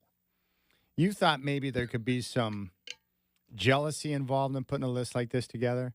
Like players, they get tired of guys like Patrick Mahomes because they win everything? Jealousy or just fatigue, like we see in NBA MVP balloting where Jordan could win 2 or 3 years in a row, but that was it. Then somebody else had to win. And thus you see guys like Barkley popping up and winning one, and, Karl Malone winning one, just because people were tired of voting for the same guy. Yeah. Yeah, when MJ was still the best player in the league, the MVP, and yet those two guys won it. Mm-hmm. Yeah, it's insane. But the reason why I think the athleticism thing plays out, look at the NBA. I brought this up before the show today, but Russell Westbrook, we all make fun of him because he's a volume shooter. Who can't shoot. Yeah. But yet, if you look at players around the league, whether it's LeBron, whether it's KD, you name it, they all respect him and want to play with him. Yeah. And I think it's because they respect his athleticism, his crazy octane level in which he operates with, and he can do things that a lot of guys at that position can't. He always goes balls out. He plays crazy. And he's really super athletic, especially in the open court. And I think players get enamored with that kind of stuff. They get bored with guys like John Stockton who just play one way and do it the right way and is very effective, but they can't handle that. They would rather have the guy who's the great athlete. It's really weird to me.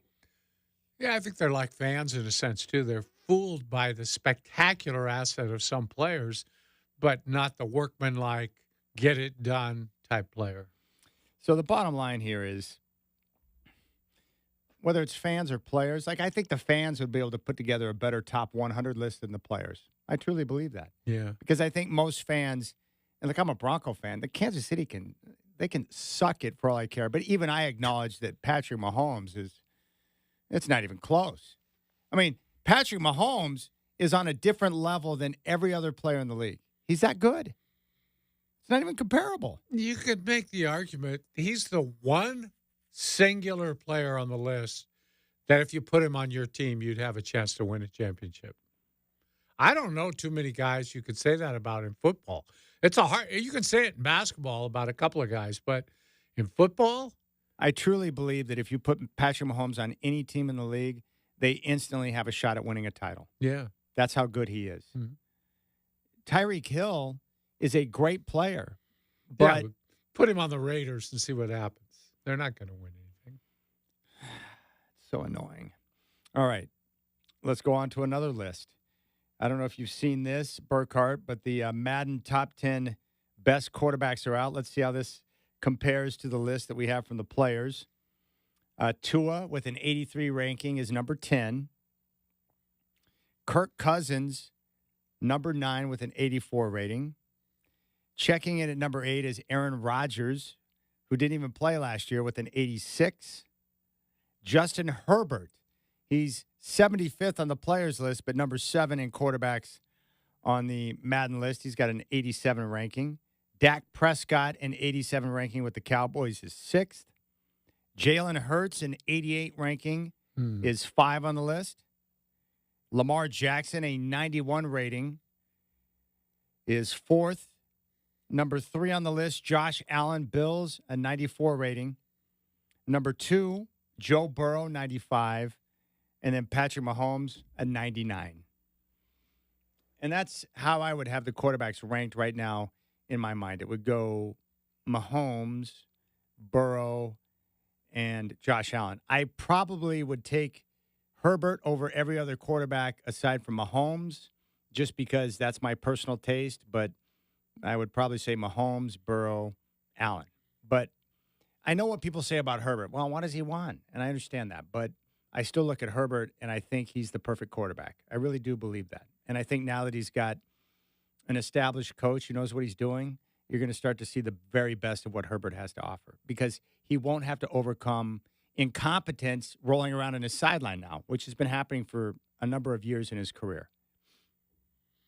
I put Josh Allen second, honestly. I like Josh Allen a lot. I think he's had to deal. I think that's a tough job up there in Buffalo. Why is it a tough job up in Buffalo? Well, for some reason, they haven't managed to create a consistent running game for him. He's having to play quarterback in some brutal weather. I don't know that their offensive system has been good, aside from the running game. He has to do too much, and he's been able to do a lot, but they keep asking so much from him. He gets beat up every year from all the running he has to do. I think he's a really, really good player, and the great throwing arm that I've always valued. John Elway came out the other day and said the biggest mistake he made as general manager of the Broncos was not drafting Josh Allen. Yeah. The prototypical John Elway quarterback, and he passed on him. I was going to say a quarterback in his own image. And you pass on him. And number 7, what's up with that, bro? Yeah. Can't recognize yourself? For guys as competitive as someone like Elway, that's got to eat at him. Yeah. Man, I effed that one up. I mean, and just back to quarterbacks for a second, Chad. Like, I think it's crazy to say that Lamar Jackson is the best quarterback in the NFL when last year he set a career high with 3,678 yards passing, which was the 15th most among quarterbacks in the NFL. Dead middle of the road. Yeah. That's true. How many yards rushing did he have and touchdowns on the ground? Well, that's a different ball game. Okay, I'm talking about passing. Well, I know, but I'm saying that defenders, they may look at it and say, who would I rather defend? And they would probably rather defend a guy who's a little more stationary in the pocket than a guy like Lamar. Yeah, he had 821 yards rushing. He's a freak, too. He's a freak.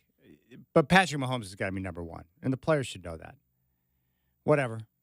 The funny thing is, though, that Lamar Jackson style of play hasn't served him well in the playoffs. It really hasn't. And I think in the playoffs, you better have that guy who can sit back there and pick a team apart and then make the big passes late in the game to get you downfield. He's never really shown that he consistently do things like that. No, that's not his game. No. He's not a pocket guy. And if you try to turn him into that, he'll be even worse. It's hard to win when you don't have a guy that can do that, though. I know. I agree 100%. You got to have a guy that can, you, as Montana would say, you have to be able to win the game from the pocket. Mm-hmm. That's priority number 1. And then whatever else you can sprinkle in, like Mahomes, a perfect example. He can run and scramble and pick up big first downs with his legs, but he can win the game from the pocket first, which he normally does. Mm-hmm. But when he has to extend a play and make something happen, he's as good at it as anyone. Yeah. All right, we'll keep things rolling here on the show. We got to get to more important stories. Coming up next. Yeah, of course. It's the most important. And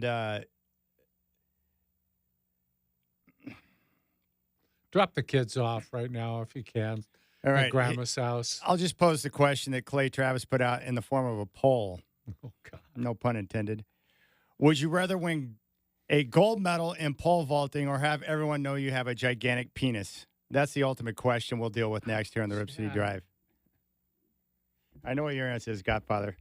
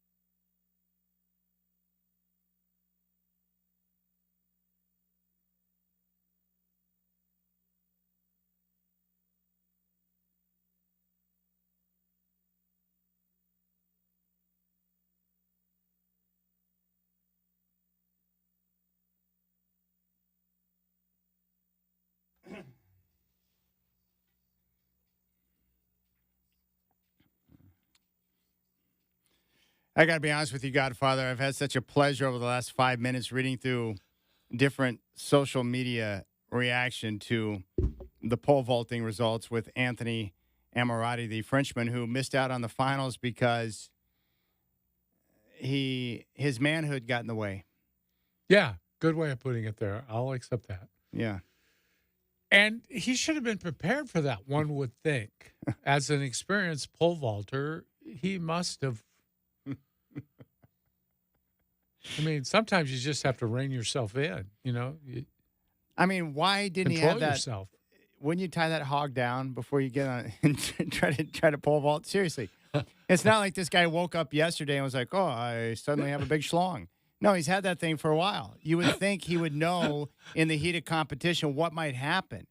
But where is the jock strap or some type of something, a girdle? I don't know what you use. I'm not even sure a jock strap could secure something like that. There's some heavy artillery that guy's rolling around with. It's unbelievable. Well, you know, some of that, what are those tight-fitting, you know. He was wearing a tight-fitting outfit. Well, it wasn't tight enough. Well, not for something like that. But I want to ask you a question seriously. Yeah, I'm sure it's going to be serious. It is serious. Okay. Don't you think it's better that he lost like that instead of won the gold? No, I don't think so. Huh? I think he'd like to be packaged just the way he is and won the gold. I mean, he didn't. It's not like he had a choice. Yeah, but I'm going to disagree with that because no one after this Olympics is going to remember who won gold in the pole vaulting. No one cares.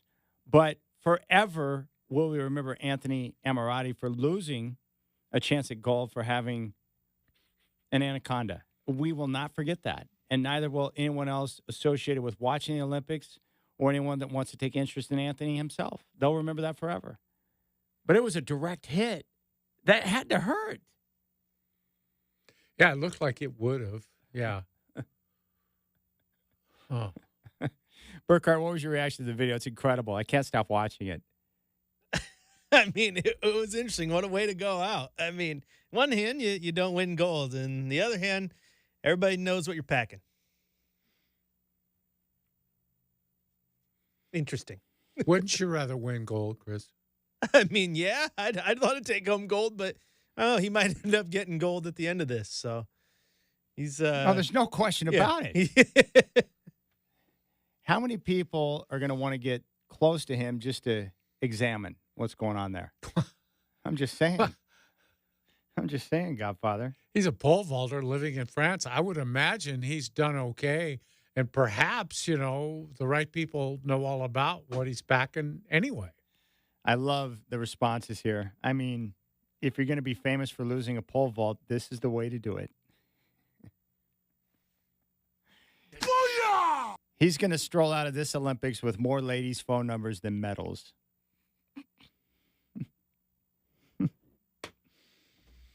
Oh, my goodness. Can you imagine being that guy, though? Like, how do you think he feels today? Is he ashamed? Is he proud?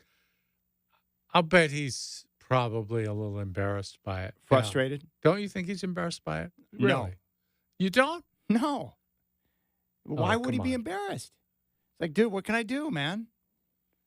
I gave him my best, but, dude, you see what I got going on here? Yeah, but people are saying what you said when you started talking about it. Don't you kind of got to restrain that a little bit if you want to win? You got to kind of tuck yourself in a little bit? That's really the most important question is like, how can you – I don't understand how you can do that and not take care of that. Like, that doesn't compute in my brain. I know. Because it's, you know, that's a very exact science, that whole thing of jumping over that bar. You know, it's things are – I just figure you'd tape – I mean, something like that, you'd tape it down, right? Can't you tape that down? Well, there's some way you can – there's got to be some way to keep that thing from – tight underwear. I don't know. Real tight underwear. Wow. What was Nancy's reaction to that? No, that hasn't. I really doubt she's seen that. Does your wife have a take on that? Has she seen that, Burkhart? No, she hasn't seen it yet. Okay. I'm just checking. All right.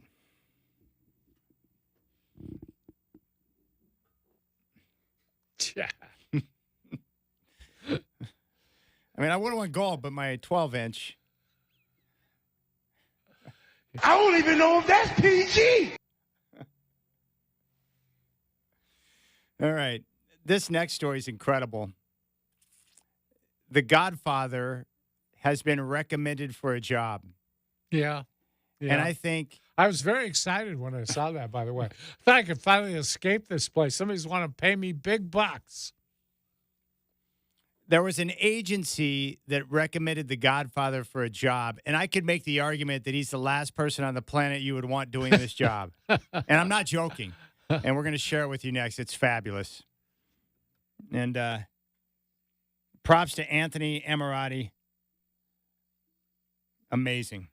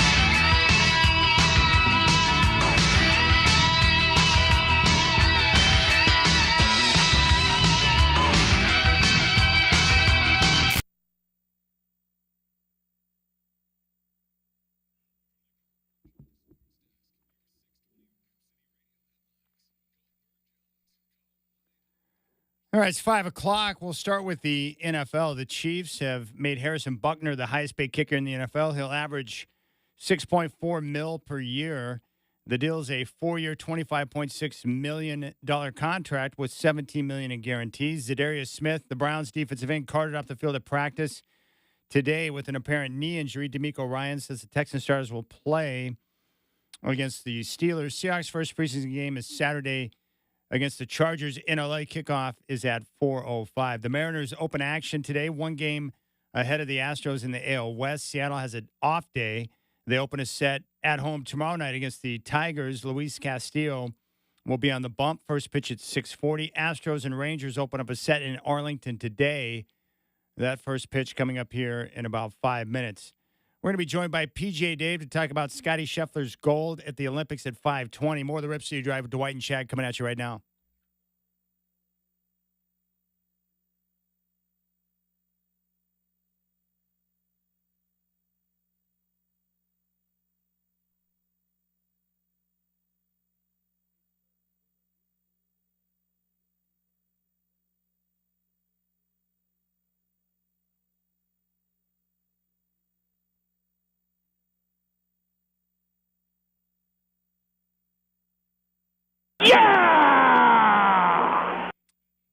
All right, we'll get to this incredible job offer that was given to the Godfather. I think you should consider accepting the gig and just leave me high and dry. I couldn't do that to you, Chad. All right, Burkhart's got a big week coming up. Is your procedure on Friday, Chris? Is that correct? Friday morning, bright and early. All right. How big is this kidney stone that you cannot pass? Is it a monster? 8 millimeter. Ah! Oh yeah, last weekend it had me on the ground. That's why I called you, and you called me names when I said, "Hey, I'm taking a day." But I was on the ground in my house, just writhing in pain. It was not fun. I'm so glad. So how does this work then? They use some type. The Godfather was explaining the procedure to me. They use some type of sonic waves or something to bust it up, or how does that work? What is it they're using? I think they're laser in it.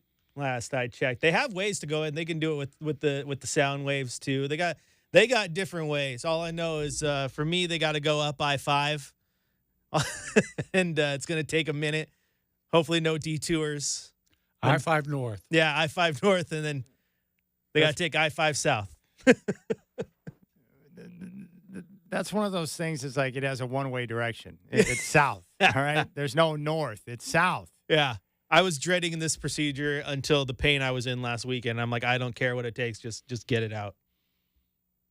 I think that's the closest thing that men can get to in terms of delivering a baby, is it not? My buddy Steve just went through this, and I don't know how to explain this to you, but I'm just glad you're having the procedure done because he said he's never experienced pain like he felt a couple of weeks ago. Like agony, absolute agony. He thought he was dying. Yeah, this was the worst I had. I was over the toilet because the pain was like about to make me puke. Like that's how bad it was.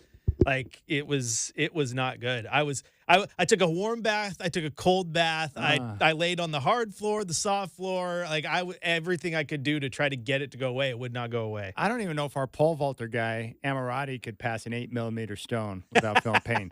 I don't know if I told you a story about my boy Steve. He woke up a couple of weeks ago like in immense pain. He thought he was dying. And he looked in the bathroom mirror, and this is early in the morning, like 5 o'clock-ish, and his face was like pale white. And he's like, this is not good. And so he was, and it kept getting worse and worse and worse. And so finally he's like, I got to do something, but he didn't feel comfortable to drive because he was in pain, agony. So he walks over to his neighbor's house, and like just after 5 a.m. Not a time you want to knock on someone's door. No. But he did. His neighbor answered the door without a shirt and just shorts on. He's like, dude, what's wrong with you? And when he said, without hesitation, his neighbor ran into his house, grabbed his keys, threw Steve into the car, and jammed him down to the urgent care. Mm-hmm. He said his neighbor's a superhero, and I would agree with that. And then the doctor's like, I think I know what's going on here. And then, sure enough, passing a kidney stone, so they loaded him up on some meds and stuff. Hideous. Did he just pass it himself without help from? I think he did. Yeah, he was collecting samples, and eventually it popped out. Yeah. Yeah. And when he saw it, he's like, no wonder I felt like I was dying. It's not like some type of smooth stone. I think they're jagged, little Yeah. spikes, like No, a I've known spiked so ball. many people have had them, and they tell me it's the worst pain they've ever experienced. I think when we were looking, it's like 4 to 5 millimeter is like the size that will pass. So what I'm dealing with is double that. So yeah, no fun. So they got to break it up, and then you still have to pass it. Yeah, right? they got to go in, break it up, and then I have to pass it. Pauline Wilkinson chimes in. That pole vaulter could pass that stone without even noticing.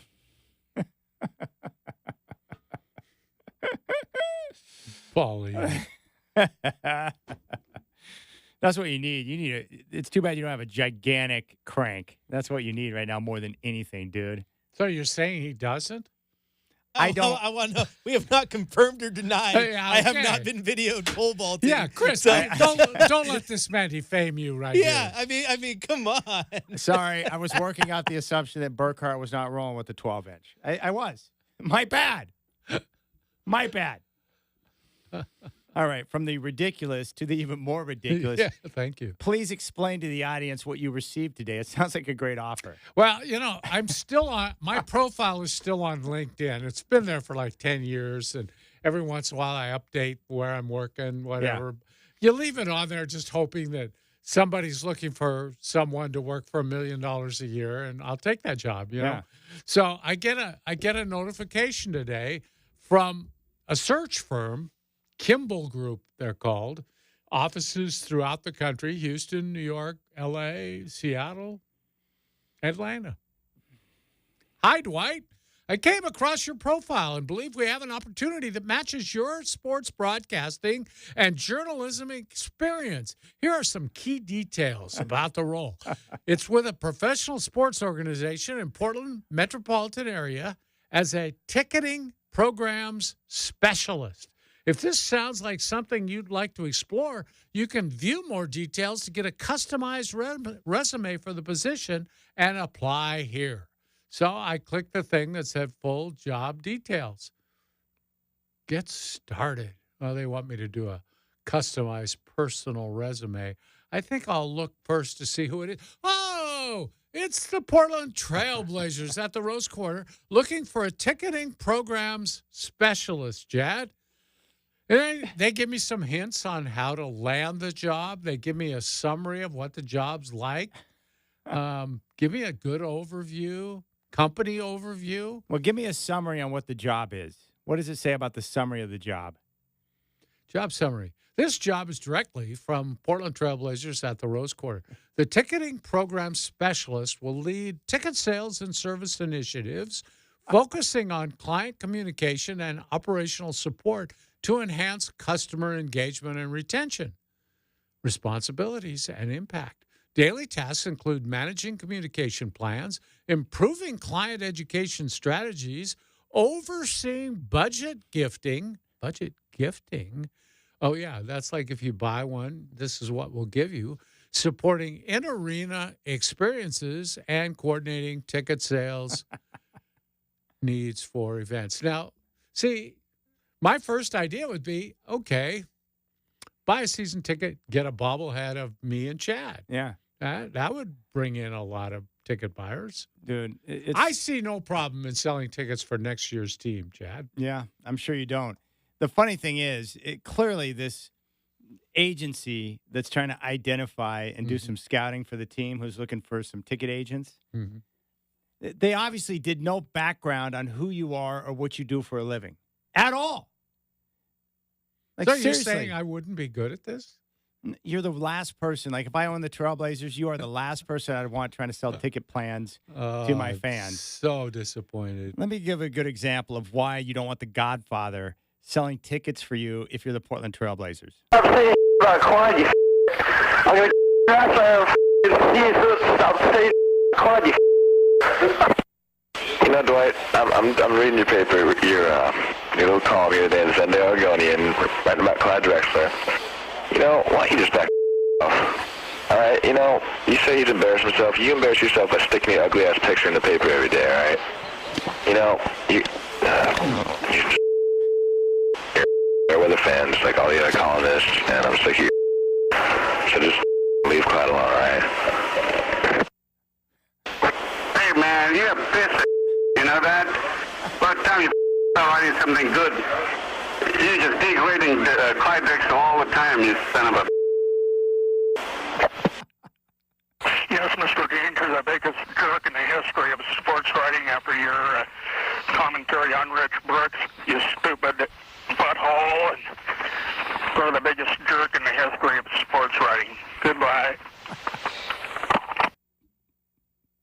No, not at all would I like to tell you how good you are. I don't think you're very good. I think that the article in today's paper, being Wednesday morning, the Oregonian, was very poorly written, and I'm not impressed, and I think you're sort of a butthead. Thank you. Bye. You remind me a great deal of Rush Limbaugh. He's an arrogant too.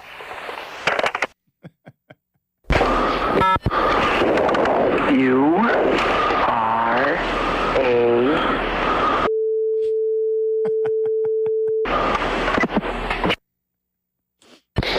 This is Rick Peterson again. I've left a couple other messages. Obviously, you don't call people back, but I still wanted to tell you that I think your ad is totally negative. I like to call it an ad because you obviously are campaigning for some other team other than the Blazers, your home team. I'd just send you move to a city where you'd maybe like the basketball team. Yeah, this is Jim Roberts, and with regard to your morning article, I think it was the most disgusting article that anybody could write. Who cares about this when I'm eating my breakfast and reading my newspaper? And I'm going to call your editor and tell him the same thing. The most disgusting thing that anybody's ever written. And you ought to be ashamed of yourself for even thinking about doing something like that. Good day. Good day. Dwight, this is Blazer fan, and basically the Blazers are going to beat Utah in 3, and you can kiss my ass. I'll do the anonymous one. You're out. Move out of this city. I'm going to leave my name and phone number, but I could give a rip if you call me back or not. You've got to be one of the most negative sports writers I've ever read. The only reason I read your lousy column is to see if you ever have anything decent to say about anybody. And I get really sick of your negativity and your stupid columns. And you just have, I don't know, you have a way of just pissing people off, and maybe that's why you do it. My name is... This is Steven, and the Bulls are gonna win the game. You bitch. Yeah, I think you're a man. Always bitching about everything in the paper. What the problem? Yeah, Dwight. My name is Isaac. My phone number is... And I think you really suck. Bye. Yeah, I think you should take your best shot, because I'm Jimmy, and I live at... And if you want to give me a call back, that's fine, because I don't care, because I think you're a punk. Yeah, my name's Stephen Younger, and I think my son called earlier, left a number, and he told me about it. Well, I'm calling, and it's over your article you wrote on Kenny Anderson and J.R. Ryder, and we'd like to give you our opinion of it. And honestly, I think you ought to do something besides sports right, because good. There you go. Yeah. Butthead. You'd be perfect. Gosh.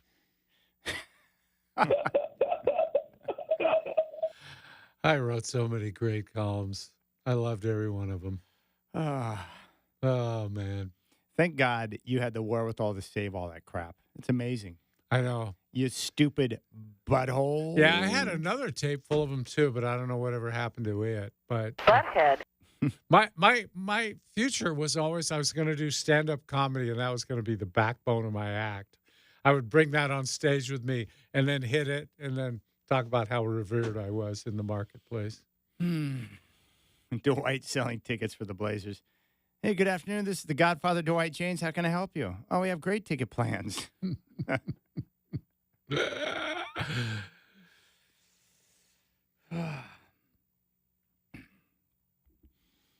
Yeah, that's correct. We're going to be tanking this year. but it's all going to be worth it. Some people can't handle the truth, and I'm still getting X messages, X posts from people who say they're not going to tank this year. They're going to come on. They're going to try. They'll lose enough games anyway.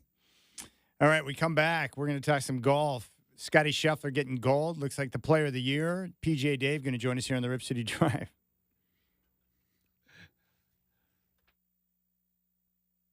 Butthead.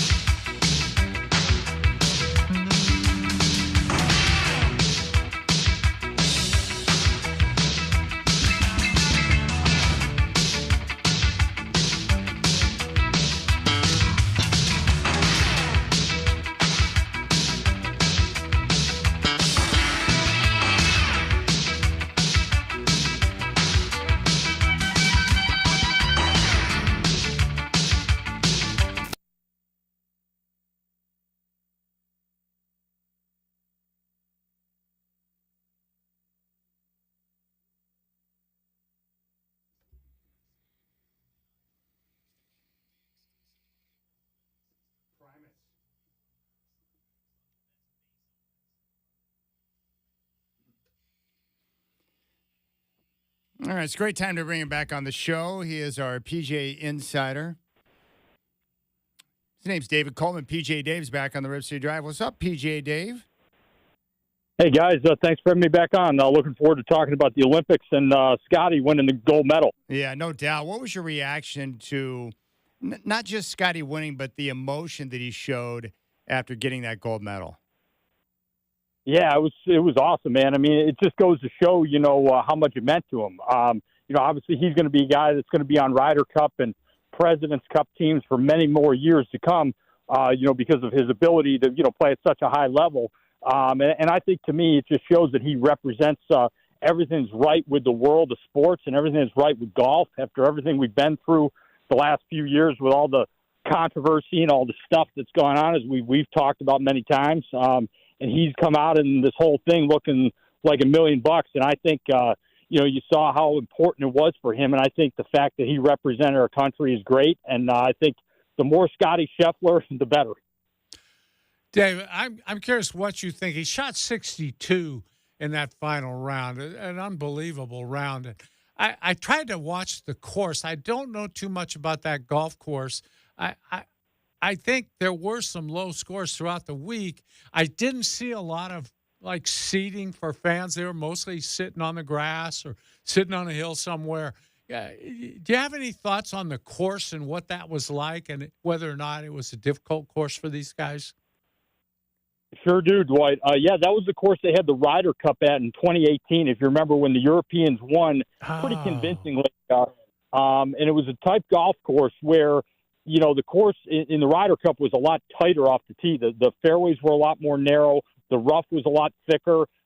This time it seemed like the rough wasn't as thick. But what's interesting about that course, guys, is the finishing holes. There's so much trouble on those finishing holes. A lot of people have kind of even compared it to TPC Sawgrass, where, you have those finishing holes where, those finishing holes at Sawgrass are great risk-reward holes. You could make eagles on that par 5, 16 at Sawgrass. You could definitely make birdies. Same thing with the Island Green. So I think Le Golf National, kind of similar type layout, where there's a lot of risk and reward. And I think the guys that stayed out of the penalty areas, stayed out of the fescue, they shot some good rounds. But you saw that there were a lot of higher scores. And I think, too, the pressure of playing for your country on a golf course like that, where it's do or die. There's no hey, miss it short and you can get it up and down. It's like you got to execute a shot. And you got to be able to hit that shot really convincingly under pressure. So I think it was a great golf course to have it. I would have loved to see them play stroke play as a qualifier to get into match play, and then have a match play type tournament.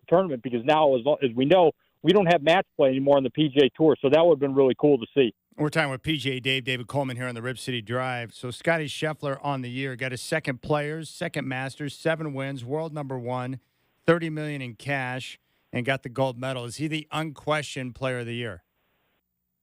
I think so now, Chad. I think the only way you could really say Xander would have a shot at it, Xander would have to win all the playoff events, and Scheffler would have to really struggle, and then you maybe have an argument. But I think at this point it's Scheffler's for sure. I mean, winning the gold, I think, especially the way he won it, coming from behind on a golf course like that, beating the players that he beat, guys from the PGA Tour, guys from LIV that we don't see as much anymore in these events, these bigger events. I think it was the way he did it, and I think it was really special. I think, he's been Mr. Consistency all year. I mean, I think that's the one thing about him. Even last year when he really struggled on the greens, he was always in the hunt, and if he just found his putter even at an average level, he was going to start winning, and that was yesterday. He started making some putts, and it's great for golf when you got a guy like that who can, show that he can win on so many different type of golf courses. Dave, I'm curious what you think about him in the future. Is this going to be sustainable for him? You talked about his consistency and all. He seems to finally have his putting at least mostly under control. Can we look forward to several years of him doing this now? Yeah, I think so, Dwight, and I don't even think it has so much to do with his game. I think it all comes down to his life off the course is really settled. I mean, it seems like he's really happy with his wife. He's got a young boy, and you don't hear any noise off of the course about him. You don't hear anything about his personal life. It just seems like he plays golf. He has a quiet life with his family. He's very humble. He's down to earth from what everyone says. in his press conferences, he gives pretty generic answers, but he doesn't give so generic answers that he bores you to death. But at the same time, I think he knows like where his place is in golf, and I think he knows that to stay on top of the world in golf, he's got to really stay focused. And I think if there's any guy that's going to do it, it's going to be him. I mean, look at how he handled that whole thing in Louisville after the PGA when that whole mess with him getting arrested. I mean, he was still somewhat of a factor in that tournament. I mean, any other guy probably would have, not been able to handle that as well as he did. So I think that said a lot about his character, and I think he's going to be around for many years to come, barring any injuries. Hey, Dave, what happened to John Rahm? Couple things, Chad. I think golf happened to him. I think we know golf is really, really challenging, and we know how difficult golf can be at times. And then I think, honestly, Chad, I think the pressure that he talked about afterwards, he's really honest. I thought about playing for Spain. And then I think the other thing we've seen, I watched a little bit of the Live Tour this year. I haven't watched much of it, but when I have watched it, Rahm has been close to winning, and he hasn't. And I think Rahm feels this pressure like, he expected, I think, when he went over to Live, the tours were going to merge and everyone was going to be, back in good graces with each other. And now it's like they're kind of like still apart. And I think Rahm is still kind of upset about this. I think that's playing into some of his struggles this year. I think that like just where golf is at is bothered him. And I think the weight of carrying the torch for Live. I mean, he's their franchise player. I mean, Koepka and DeChambeau are as well. I mean, probably more Bryson right now than Koepka. But I would say Rahm is really worldwide. He's the face of that tour. And I think he's feeling the heat, man. I think he felt the heat of that because I think he had won that yesterday. I mean, and he had a good performance at the British Open, too. I think Liv would have been like, hey, we got the guy who won the U.S. Open. If he had won, if Rahm had won the gold medal, they would have sold that as a great way to say, hey, we're getting all these guys. And I think Rahm's feeling some heat right now because he's always been, one of the top players, but he's never been a guy that a lot of people have really talked about, openly as like the number one guy. He's always been a top 2, 3, 4, 5 player, but never a guy that like is the selling point of a tour. Dave, I gotta get personal here for just a few minutes. Chad had a real bad round last week. He had 43 putts, I think, and did not play well. And his game, actually, Dave, he's gotten really good. He plays a lot. Well, he went out this morning, okay? He posted a 70 this morning. He was 2 under and had 30 putts. This is in the span of a week. Does that tell you anything about what you said? Golf happened. It's golf, right? Yeah, it's crazy. I can feel the same way. I mean, there's been times where I've shot some really high rounds and then come back and played some really good rounds after that. So yeah, the sport is very unusual. You can get some bad breaks. You could miss a shot by a foot and the ball could kick into a penalty area or fescue or bury in a bunker. And if it kicks the other way, it's maybe 10 feet from the hole. You make the putt for birdie. So yeah, there's no doubt. I mean, you can ride some crazy waves of emotion, and that's the hardest thing about this sport. It's so challenging that you really don't know what could happen day to day, and I think that is the beauty of it. Well, Chad's a bit of a perfectionist, Dave, and I've told him what he probably ought to do is just quit after that round this morning. It's not a bad idea. And just rest on his laurels. You know what I mean? Because now he's got to go out and do that again, and he's going to drive himself crazy. I know that. We're going to pay the price for it here on the show because he's going to come in really frustrated a lot of days. He plays in the mornings, and he really is good, but it's probably going to be tough for him to duplicate that again this summer, I'm thinking. What do you think? Yeah, I think you're right. I think there's no doubt. I mean, that's the lowest round he's ever shot. I mean, that's like a pro shooting, 59, somewhere in there. I mean, it's hard to come back from that. I mean, there's a lot of times where guys shoot real low rounds, and then the next round they shoot is somewhere, around even par, maybe even over par, because, yeah, you're right. It's absolutely hard to duplicate that. So there's no doubt. I mean, when you shoot a good round, I mean, the expectations go way up. And, yeah, I mean, you see this even with people at every level, whether it's average player at a country club or, a guy that plays on the tour or a girl that plays on the tour or someone who's a good college player. Yeah, I mean, that's the thing about golf. It'll humble you any second, and you never can master the sport, and I think that's the beauty of it, too. Whose year would you rather have, Xander's or Scheffler's? Oh, I'd say Scheffler. I think just more wins. I mean, I think Xander's got an awesome year. There's no doubt, but He won the 2 majors, and that's great, but Scheffler's won so many more times on so many different golf courses. And I think Xander, this was like a big growing year for him. Now I think he can build on this and win even more, but definitely Scheffler's had the better year for sure. Well, what happened to Xander? I mean, I watched him the first and second days, and he looked really good. And then I'm checking the leaderboard later, and it's like, where is he? Yeah, I think the thing with that golf course, it was so volatile. I think, you saw it with a lot of guys that were close. McIlroy, same thing happened. Tom Kim as well. We saw it with Rahm, obviously, what we talked about. This golf course, it was a great course for fans to watch because you saw a little bit of everything. You saw some really good scoring, and then I think you saw some holes where you're like, oh, my God, I mean, you're just trying to hang on to make pars. And like I said, there's nowhere to hide on that course. I just remember from when they played the Ryder Cup there a few years ago. I mean, guys were really struggling, at times because, if you didn't hit it in the fairway, you were just kind of chopping it out, back to the fairway, and you really had to play smart because if you weren't in the fairway, now you're trying to hit a shot over water where it's almost theoretically impossible. So, yeah, I think that golf course, if you get going sideways at all, and I played a couple of his golf courses, Von Hagee, here on the East Coast, it's a difficult golf course, that he designed, and it's a lot of risk and reward, and really sets up for someone who's a very good driver of the ball. If you're not a good driver of the ball, it can be really tough to play one of his courses. Okay, we're looking forward now to the FedEx Cup, and I'm wondering what you're thinking about that. Can Schauffele do something again, or are we looking at Scotty Scheffler? Who do you pick? Yeah, I mean, I think obviously those are the 2 guys that you have to favor right now. I mean, I think it's going to be interesting because the first tournament's in Memphis, and that's always a golf course that favors someone who hits it really straight. So those would be 2 guys for sure that would do well. The other guy that, I mean, hasn't had a great year by his standards, but he's always stepped up in the playoffs is Patrick Cantlay. We've seen him for years do great in the playoffs. He hasn't done a whole lot in the majors, but he's a guy that I always consider a factor in the playoffs. And there's a lot of unknown, too, guys, because they're playing at Castle Pines, which is the second event, the BMW. They used to play that Stableford tournament there for many years right outside of that's a great golf course that Jack Nicklaus designed course, and a course that, obviously the elevation is going to be such a huge factor where these guys are going to be hitting the ball distances that are much further than they're even used to. So that's going to be a real interesting test. And I think, too, when you get to East Lake for the Tour Championship, how deep the Bermuda rough is there. The temperatures are really hot.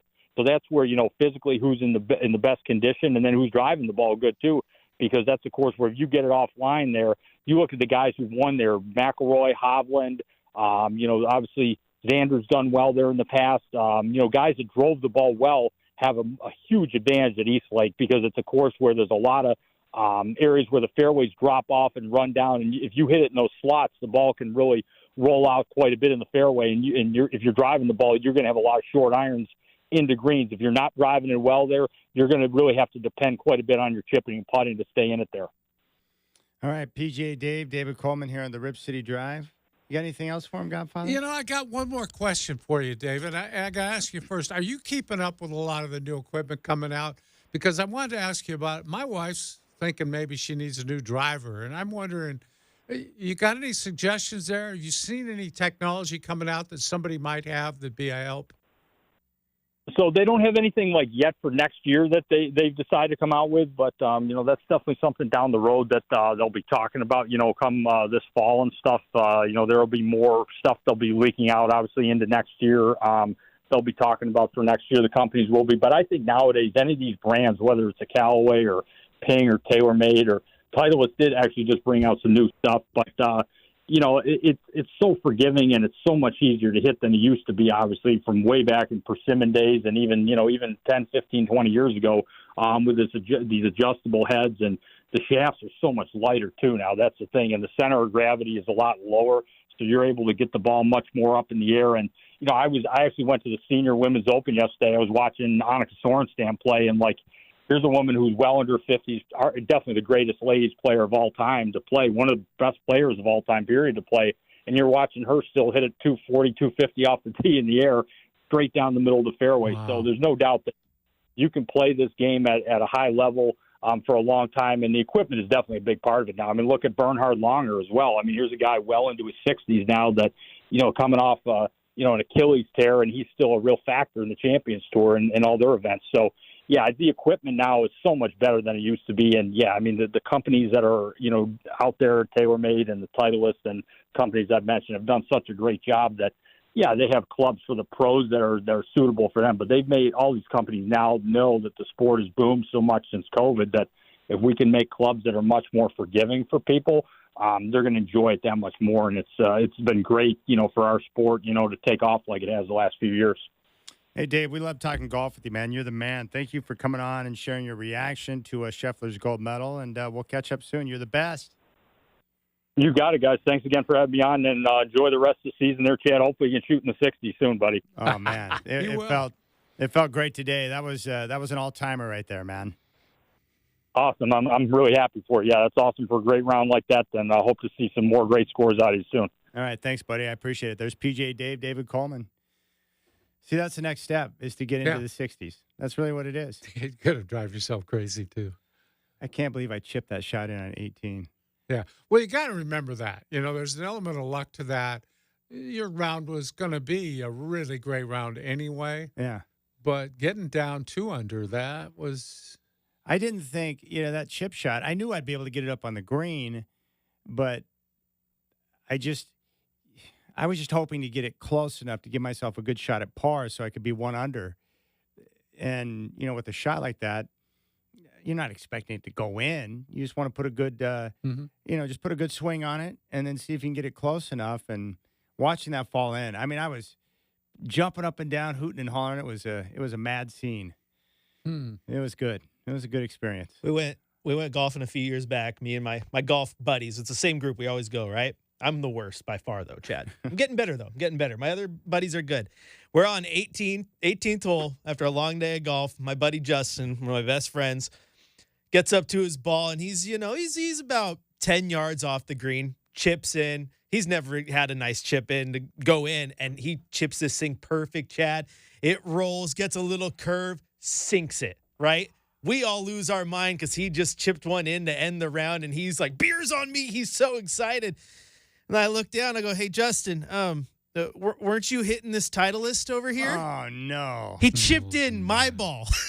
Oh, God. So, yeah. Penalty. Shot didn't count. Gosh, that's Wow. That's bad. But, the biggest thing I've learned in playing golf over the last several years, frequently, Godfather, is that you just have to – it's an up and down experience. Yeah, you're going to have bad stretches. And this last month, 4 weeks of difficult golf, struggling in different phases. But yet, just like every other struggling stretch I have, you come out of it. And you just got to remember that, when you're knee deep in the struggles, that eventually you're going to pop. And then when you do, you'll be able to string together some rounds. Yeah, it's like anything else, too. You can't be afraid to ask for help. It's like I was going so bad a week ago. I went into our pro and said, I've lost it. What's going on here?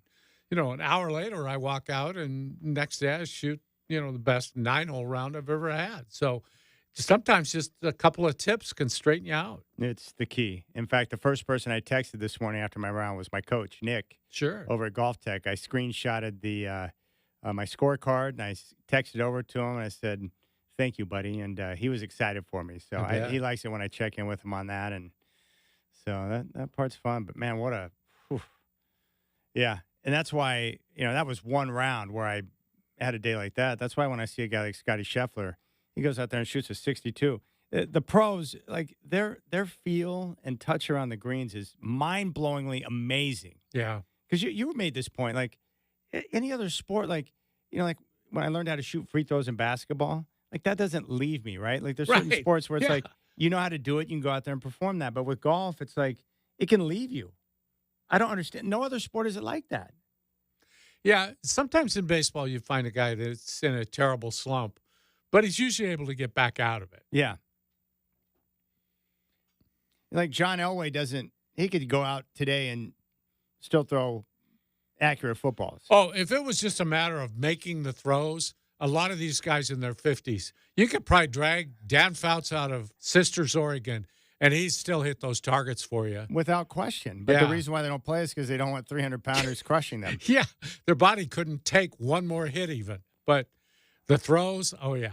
They're still there. All right, we'll come back. We'll hand out some high fives. Dwight and Chad, you got the Rip City Drive.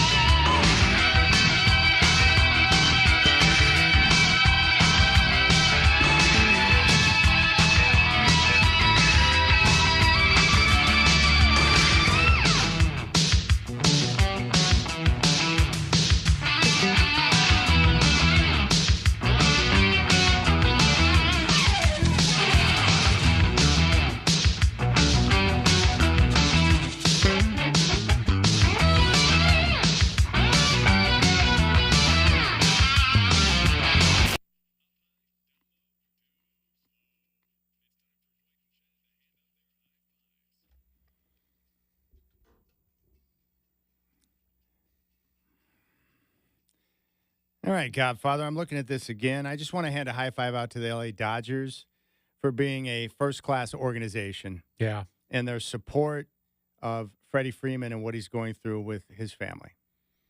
Yeah, for those not keeping up, his 3-year-old Maximilian had some really bad health problems recently, and he had to leave the team to go be with his wife and his son. And pretty much it looks like the young man's out of the woods now, and the Dodgers have been so supportive, and the whole team is right there with him. It's great. So props to the LA Dodgers. And once again, what are the Braves doing, man? You're going to have Freddie Freeman in your clubhouse. He wants to play for your franchise. He is a terrific teammate, great clubhouse guy. And, oh, by the way, he's one of the best baseball players in the game. And you're going to let that guy go? Yeah. Inexcusable. Hall of Fame player, and you let him go over a matter of a few $1,000s. That is truly mind-blowing. That's ridiculous. It's ridiculous. It is. I'm with you 100% on that. Freddie Freeman's one of the coolest guys I've ever seen play the game. That's why I love him so much. Great guy. Great player, too. All right, my high five goes to my partner, Chad Doing. God dang it. You brought the heat today, man. 2 under. Get out of here with this 2 under stuff. That was an all-timer right there. Whew. I've been in a great mood all day. I thought, man, I could get run over by a semi-truck, and it would still be a great day. Yeah. There's nothing that can rain on this parade. That was, I think what's great about golf, the feeling you have when you have a good round, is that I remember last week what I felt like when I was walking off Rose City. I was like, do I ever want to play this game again? It was so frustrating to get smashed and then show up the next day and have 43 putts. You're like, what am I doing? Yeah. And then in a very short period of time, things start to straighten out, and you piece it all together. And round 60 of my golf season, 200 par. Incredible. I didn't do anything different. Same guy, same course, same swing, and it all came together. Crazy. I don't understand. That's why the game's going to drive me mad one day. I don't understand how it happens that way. Wow. Hey, by the way. But think about it. If I never played again, that would be the last memory I have. Dude, I shot 2 under. I think that's not a bad way to go. I could just pull an Elway and be like, all right, 2 titles back-to-back, I'm out. Yeah. I solved it. I got golf. I beat golf. One day I beat golf. I beat it. I was better than that course was. I beat par by 2 strokes. I beat it. What's the point of going any further than that? No. After you solve Rubik's Cube, you don't need to go back and do it again. You did it. I know. Yeah, that's what I'm saying. Like, if I did shut it down, I would be satisfied. Hey, I got to mention this to you before I forget. I should have asked this. We need an update on your daughter in Maui. What are we hearing from Maui? That's she a having great a good question. time? Okay, first off, boarded the flight by herself, zipped off to Maui, no problems whatsoever. And she's an Apple person, so I can text her while she's on the plane. Mm-hmm. So I asked her how the plane was going. She goes, well, the flight is good, but it's kind of boring on here. And I guess she was upset because she wanted to sit on the aisle, but apparently there was like a couple next to her, and they wouldn't, she was afraid to talk to them. So she was stuck on the window. But she got to the airport, waited a couple hours until my aunt and uncle arrived, and she didn't take her long to connect with Isley, her cousin. And all I've been getting is pictures of her on the beach, in the sand, and enjoying the sunshine. Oh, great. That's good. She loves it over there. Good. She thinks it's great. Well, it is. It's perfect. Yeah. It's one of the most perfect places on earth. Yeah, Isn't that it's where Don paradise. Nelson, is he Maui? Which island is Yeah. Don Nelson on? No, he's a Maui guy. He owns half of a little town there. Yeah. And I have not been there. Most of my family has, but Kaylee told me that Aunt Elaine and Uncle Gordon's condo is pretty nice. I bet. So It's just a wonderful place to go. It's paradise. living the high life. She said the shave life is the greatest on the planet. Mm-hmm. I was like, that sounds about right. They even have sugar-free shave ice.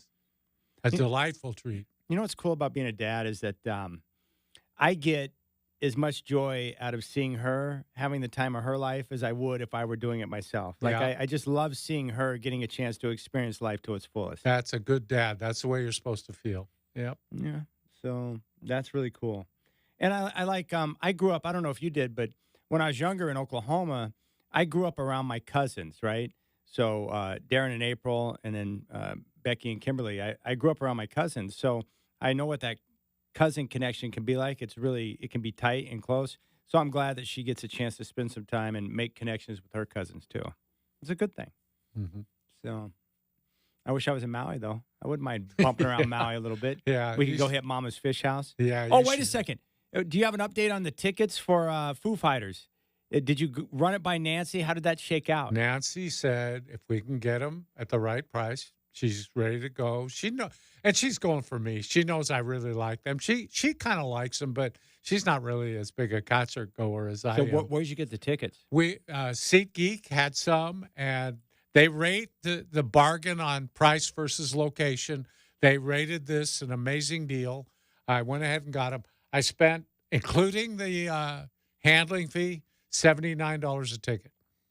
Good for you, partner. I think I did good. Yeah. Thank you. We're all set. So I'm very excited about that. See, and that way, and you went through the proper channels. Instead of just executing the buy like a lot of husbands would do and springing it on your wife later, you went through the proper channels and then boom. That's right.